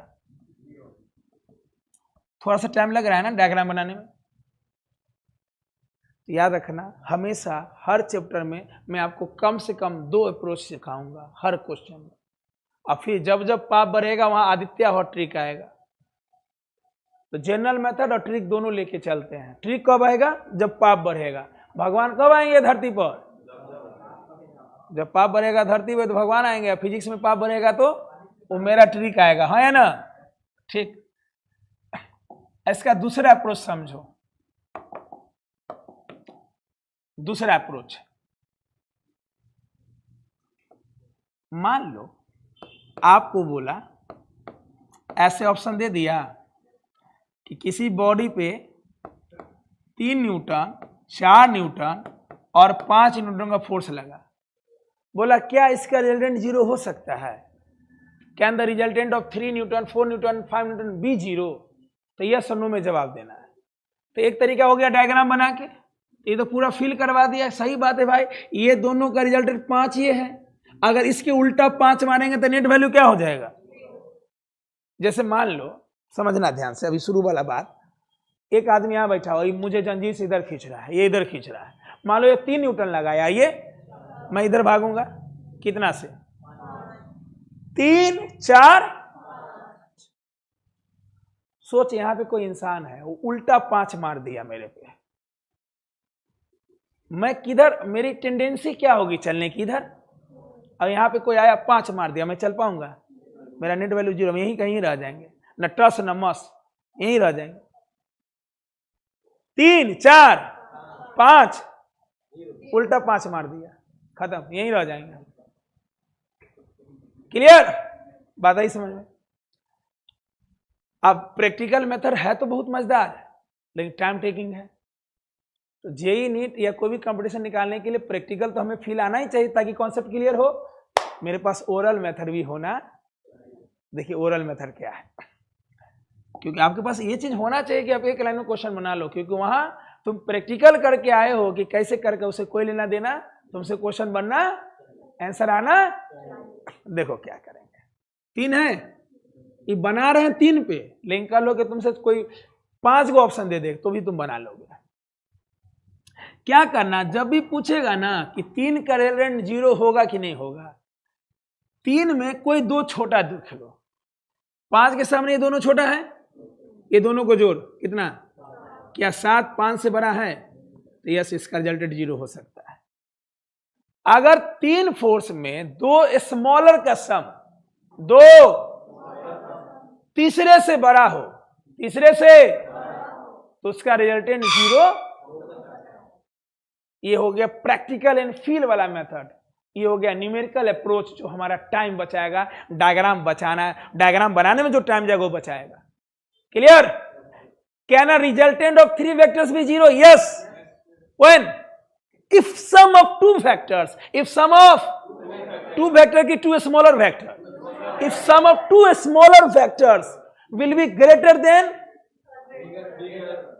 थर्ड वेक्टर, या थर्ड कोई भी रहे, third sum of two smaller vector will be greater than the, अगर दो स्मॉलर वेक्टर का सम तीसरे से बड़ा होगा then resultant can be zero, will be zero नहीं, can be zero, resultant zero होगा।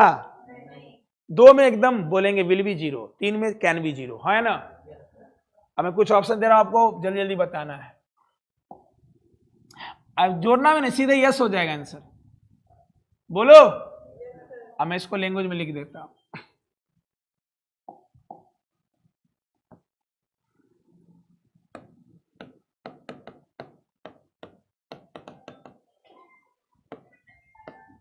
Which option cannot give zero resultant?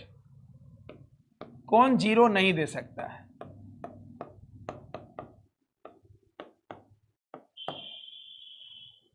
एक बात और ध्यान रखना, मैं पहले इशारा कर दूं, जब भी कोई कॉन्सेप्ट हम न्यूमेरिकल अप्रोच का पढ़ाएंगे ना, तो उसमें एक चीज हमेशा हम छुपा के बोलेंगे, और तुम्हारा काम है क्वेश्चन में बुद्धि लगाना। नहीं लगाओगे तब वो लाइन बताएंगे। मेरा बात समझा? नहीं समझा? अभी जो चीज बोले ना उसमें एक चीज छुपा हुआ है, अगर हम बोल देंगे तो सोच के बना लोगे, इसका तो दिमाग नहीं बढ़ाए, तो वो साइलेंट रख लो, साइलेंट रख लो। क्लास में आने से पहले ही मोबाइल साइलेंट या स्विच ऑफ कर लो।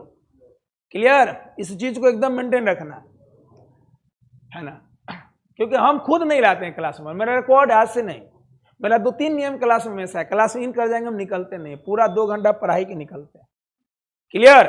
हमको बैठते भी नहीं देखोगे क्लास में। तुम क्वेश्चन बनाने में लेट करोगे तो बहुत कभी कभार देखोगे 2 मिनट के लिए बैठेगा, 2 घंटा आंधी तूफान बाहर कुछ हो जाए पूरा पढ़ाई के निकलते हैं। स्टाफ को भी कितना इमरजेंसी हो जाए ना तो बहुत सोच समझ के ही हमको बोल सकता हूँ, जानता कि डांट खा जाएंगे। मोबाइल लेकर हम क्लास में कभी नहीं आते हैं, ये मेरा आज से नियम नहीं है, शुरू से ही नियम। क्लियर? तो साइलेंट रखो लो। घर पे भी मोबाइल तब ओपन करेंगे जब पीडीएफ देखना हो, पीडीएफ से लिखना हो। डीपीपी बनाते समय, क्योंकि डीपीपी प्रिंट मिलेगा, डीपीपी क्या मिलेगा? मोबाइल की कोई जरूरत, मोबाइल का जरूरत बस आपको पीडीएफ देख के लिखना है बस। क्लियर? वहां एरोप्लेन मोड में डालना है, दे देना, देन क्वेश्चन देना है। इसलिए लाइमेक्स मान लो तुम 1 घंटा 15 मिनट ही लगातार पढ़ो, कोई फोन कॉल नहीं, कुछ नहीं, पानी भी सोचो नहीं, हल्का पानी पी, नहीं कि 1 घंटा पानी पी ले जा रहा है, पानी पी ले जा रहा है, फोन वह में लगा दी मम्मी को, हाँ मम्मी प्रणाम की कहियो, और 10 रंग के बाद बतिया रहे हैं घर पे, नहीं दूसरा टाइम बतियाएंगे, है ना। जितना देर पढ़ रहे हो कोई फोन कॉल नहीं।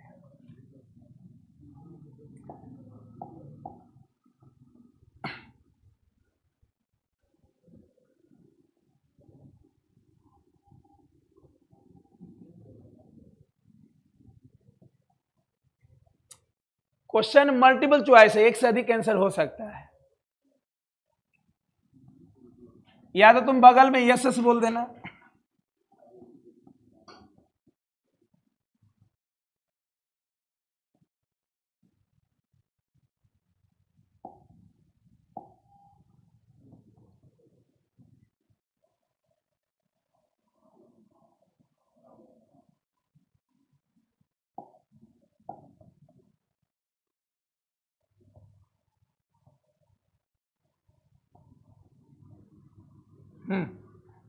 कौन ऑप्शन है जो जीरो नहीं दे सकता?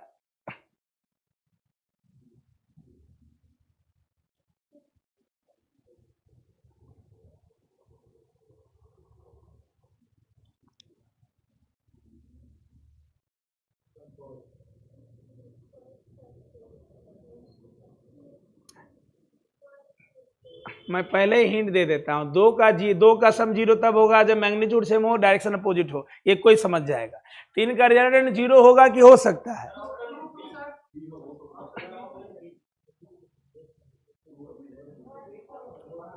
3 का रिजल्टेंट 0 होने के लिए 2 अप्रोच बताएं, एक डायग्राम वाला, एक न्यूमेरिकल। न्यूमेरिकल अप्रोच क्या है? 2 स्मॉलर का सम तीसरे से बड़ा या बड़ा, यही बात तो मुझे नहीं बोलना था, तीसरे से बड़ा होना चाहिए। अब खुद अपना दिमाग लगा। चलो पहला ऑप्शन होगा क्या पहले का रिजल्टेंट 0 हो सकता है कि नहीं होगा? पहला का आंसर 0 हो सकता है। अरे 3 को सेम है, सेम है तो कोई 2 को जोड़ लो। 3 को सेम है तो कोई 2 को जोड़ लो। देखो सुनो, थ्योरी 1 लाइन का होता है, लेकिन इतना क्वेश्चन करो कि 10 लाइन का हो जाएगा। इतना कर लिया तो तुम्हारे लिए जी कुछ नहीं है, नीट कुछ नहीं है। अब बताओ, हम थ्योरी पढ़ाते समय बोले कि बराबर ऑप्शन हो सकता नहीं, तो अपने दिमाग लगाना है। दिमाग बढ़ाने का काम किसका है? मेरा। और आपका काम है सपोर्ट करना, है ना? इतना दिमाग बढ़ेगा। अरे सेम है तो क्या हुआ, कोई 2 को जोड़ लो। आप नियम तो है, लेकिन नियम में बुद्धि कौन लगाएगा? हम लोग। सेम है तो कोई 2 को जोड़ लेंगे। 10 10, क्या 20 10 से बड़ा है? यस, 0 हो सकता है, 0 हो सकता है। इस बात को ऐसे समझो, हम 20 आदमी हैं, तू 10 आदमी से लड़ने आया था, मार के लपेटिए ना देंगे? हैं? फिल्म है रे, एगो हीरो पूरा एकदम 500 गुंडा के देख लिया, गमछे से लपेट दिया है, गमछे से मार दिया सबको। रियल में क्या 20 आदमी 10 को मार सकता है? नहीं मार सकता है। तो इसका रिजल्ट 0 हो सकता है। मुझे कौन खोजना है? तो पहला आंसर नहीं है। बोलो 10 10, क्या 20 20 को मार सकता है? यहाँ रिजल्ट बड़ा हो गया कि बराबर हो गया? यहाँ 0 होगा कि हो सकता है? होगा। इससे बेस्ट ऑप्शन तो हो ही नहीं सकता है। तू हो 20, हम 20, बेजोर मारपीट होगा, है कि नहीं? इसमें किसको जोड़ेंगे? अब इसके सामने तो ये दोनों छोटा है। अगर तीनों बराबर है तो कोई 2 को जोड़ लो। अगर ये दोनों का सम इससे बड़ा है तो 0 हो सकता है, बराबर भी होगा तो 0 हो सकता है। मैंने कुछ बोला, हम जब थ्योरी बोल रहे थे तो उस समय हम नहीं बोले थे बराबर हो, हम सिर्फ ग्रेटर पे बात कर रहे थे। अब थ्योरी का नया क्रिएशन क्या होगा? अब थ्योरी क्या लिखेंगे कि 3 वेक्टर का रिजल्टेंट 0 हो सकता है यदि 2 स्मॉलर का सम बड़ा या बराबर हो। बराबर पहले नहीं बोलना है, क्वेश्चन से पता चल गया। तो दिमाग बढ़ाना है तो क्वेश्चन से थ्योरी निकालेंगे, हाँ या ना? आप बोल सकते हैं एकदम बढ़िया से कि resultant of 3 vectors can be 0 if sum of 2 smaller vectors will be greater than और equal to the third vector. Will be greater than और इक्वल टू, पहले हम लोग सिर्फ ग्रेटर में बात कर रहे थे। क्लियर? तो पहला भी 0 हो सकता है, दूसरा भी 0, दूसरा तो होगा, यहां तो बेजोर हो गया। 10 15 25, क्या 25 20 को मार सकता है? ये 0 नहीं होगा। ये दोनों का सम इससे बड़ा है, हो सकता है। तू 25, हम 25 आदमी से, तू 20 आदमी से, तो जीत जाएगा। फिल्म है या अकेले सनी देओल पाकिस्तान को उल्टा दिया? या रियल लाइफ है? ओ चलो यार देखो, 10 20, हाँ, क्या ये दोनों का सम इससे बड़ा है? यही आंसर होगा। यहाँ कौन ऑप्शन खोजना था? ये 0 नहीं दे सकता। मान लो इसी क्वेश्चन रहता है कैन गिव, तो ऊपर वाला तीनों हो जाता है ना? चलो एगो 2 और जवाब दो तब छोड़ेंगे। मजा आ रहा है कि बहुत ज्यादा मजा आ रहा है? ऐसा ही पढ़ना है बउआ। अभी तो हम शुरू नहीं किए हैं, फ्राइडे तो बहुत और मजा आने वाला है। असली क्लास तो अब स्टार्ट होगा फ्राइडे से। कुछ नहीं, थ्योरी पढ़ना है, जबरदस्त क्वेश्चन करना है, डीपीपी लगाना है परसों वाले क्लास में। ठीक, अगला क्वेश्चन थोड़ा सिमिलर दें कि एकदम अलग दें? बोलो एकदम अलग, पक्का? आप तो सोच ही लोगे।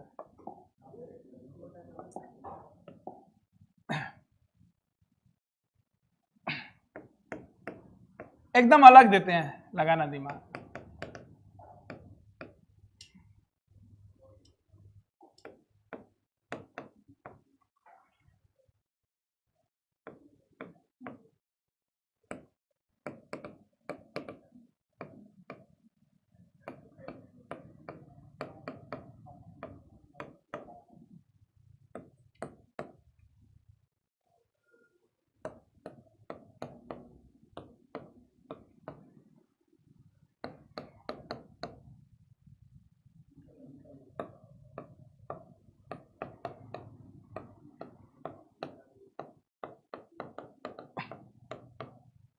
बोल रहा है मैक्सिमम और मिनिमम रिजल्टेंट वेक्टर्स का 17 साथ है, 17 और find magnitude of each vector, दोनों वेक्टर का मैग्नीट्यूड बता दो। क्वेश्चन पहले समझना, ओरल भी बता सकते हो, ओरल भी बता सकते हो, बना भी सकते हो। यही चीज तो अब सीखना है कि बहुत सारे क्वेश्चन को ओरल बनाने जाएंगे, अच्छा से अच्छा क्वेश्चन ओरल बना सकते हैं। देखो और अभी हम क्या किया, हम सिर्फ वेक्टर के डिफिनीशन पे इतना क्वेश्चन हम आपसे बनवा दिए। सोचो अगला क्लास में क्या हाल होने वाला है, ये जब फार्मूला लाएंगे तो कहां से कहां पहुंचोगे। सिंपल, मैक्सिमम मतलब ये जरूर 2 का सम है, मैक्सिमम मतलब ये 2 का, और मिनिमम मतलब ये 2 का। तो बताओ दोनों वेक्टर कौन है, तो यहां तो ओरल हो 12 5, अब 12 से 5 गया, ओरल बन गया। लेकिन मान लो वैल्यू अजीब कर देता, तब क्या करोगे जल्दी बोलो। 2 इक्वेशन बना लेंगे, वैल्यू सिंपल है तब ना, जैसे हम यहाँ पे डेसिमल में दे दिए, फ्रैक्शन में दे दिए, तब तो सोचने में टाइम लगेगा। जो सोचने में टाइम लगेगा तो कलम चलाएंगे। सब उपाय रखना है, एग्जाम युद्ध है, पढ़ाई युद्ध है, युद्ध में वही अच्छा करेगा जिसके पास सारे अस्त्र हो। कभी भाला मारेंगे, कभी धनुष चलाएंगे, है कि नहीं? बोलो।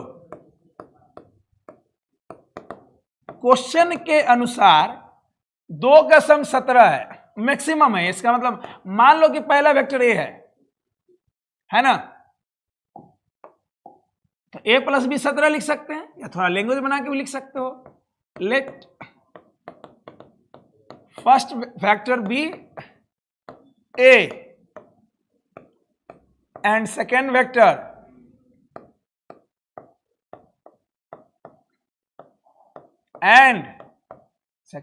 B B.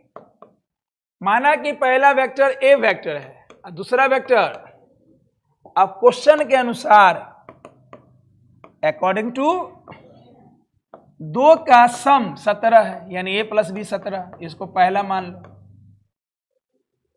और मिनिमम 7 है, तो a माइनस बी। मैक्सिमम 17 है, मतलब 2 का सम होगा 17, क्योंकि मैक्सिमम में जोड़ेंगे तब जब सेम डायरेक्शन होगा, मिनिमम में घटाएंगे। बात आई समझ में? अब मुझे यहां से ए और बी निकालना है। अब जैसे कर लो, यहां से ए निकाल के यहां बैठा दो, 2 इक्वेशन को जोड़ने का बहुत नियम है, एलिमिनेशन मेथड लगा दो, जो करना कर दो, या दोनों को सिंपली ऐसे जोड़ दो। जोड़ोगे तो क्या होगा, a plus a 2a, b और बी कट जाएगा, 17 7 24, तो a बराबर 24/2 12। अगर 2 के सम में एक 12 है तो दूसरा कितना बचा, सिंपल, इसलिए a 12 होगा तो b क्या हो जाएगा, या a का वैल्यू कोई क्वेश्चन में रख लो, a 12 है तो b 5a होगा, है ना? क्या इस टाइप का क्वेश्चन बना लोगे, सोच लोगे? ठीक है, आपको कुछ नहीं करना है, अगले पिछले क्लास और आज वाला क्लास को रिवाइज कर लेना है। अगले दिन इसका डीपीपी मिल जाएगा, ठीक है, अगले दिन से। तब तक आपको यही चीज ऑब्जर्व करके आना है, अगले दिन से आपको जबरदस्त होमवर्क मिलने वाला है।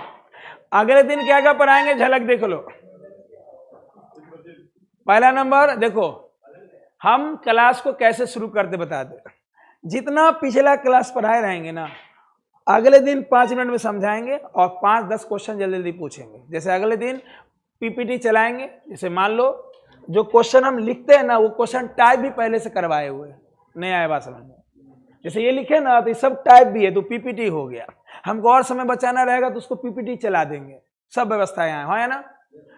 तो जल्दी जल्दी पीपीटी चलेगा, हम यहाँ से स्लाइड ओपन करेंगे, बोलेंगे जल्दी जवाब दो, कौन ऑप्शन, फिर जल्दी जवाब दो, ऐसे ऐसे बढ़ाएंगे, जल्दी जल्दी जवाब दे दोगे, है ना। यही अगला दिन यहीं पढ़ोगे थ्योरी, क्लियर। समझा भी दिए पिछला क्लास, 10 गो क्वेश्चन भी पूछ लिए। उसके बाद अगले दिन का प्रोग्राम सुनो, वेक्टर को कैसे रिप्रेजेंट करते हैं, 2 तरीके से रिप्रेजेंट करते हैं, अगले दिन बताएंगे। वेक्टर का प्रॉपर्टीज पढ़ाएंगे, वेक्टर को कितना डिग्री पे घुमाएंगे तो क्या होगा, पैरेलल शिफ्टिंग क्या होता है। उसके बाद हम लोग बहुत सारा बीच में क्वेश्चन करेंगे तब यहाँ से शुरू होगा। Some important points related to, इसमें बहुत सारे प्रॉपर्टीज आएंगे जिससे क्लास में न्यूटन स्लो मोशन का क्वेश्चन अभी आ जाएगा। मतलब तुम वेक्टर पढ़ते पढ़ते ना फिजिक्स के हर चैप्टर का 10% क्वेश्चन कर लिया, वेक्टर पढ़ते पढ़ते, क्योंकि हर चैप्टर यहाँ समाया हुआ है। वेक्टर पढ़ते पढ़ते WP का क्वेश्चन बना लिया, रोटेशन का क्वेश्चन बना लिया, टॉर्क का क्वेश्चन बना लिया। अब सोचो अगर मैं आपको वेक्टर पढ़ाने के बाद मैं रोटेशन का आपको 100 क्वेश्चन दूं तो तुम उसका 10-15 क्वेश्चन वेक्टर के आधार पर बना सकते हो बिना वो चैप्टर पढ़े। अच्छा लगेगा कि बहुत अच्छा लगेगा? क्लियर? ठीक है, तो कैसा रहा आज का सेशन? हम लोग मिलते हैं अगले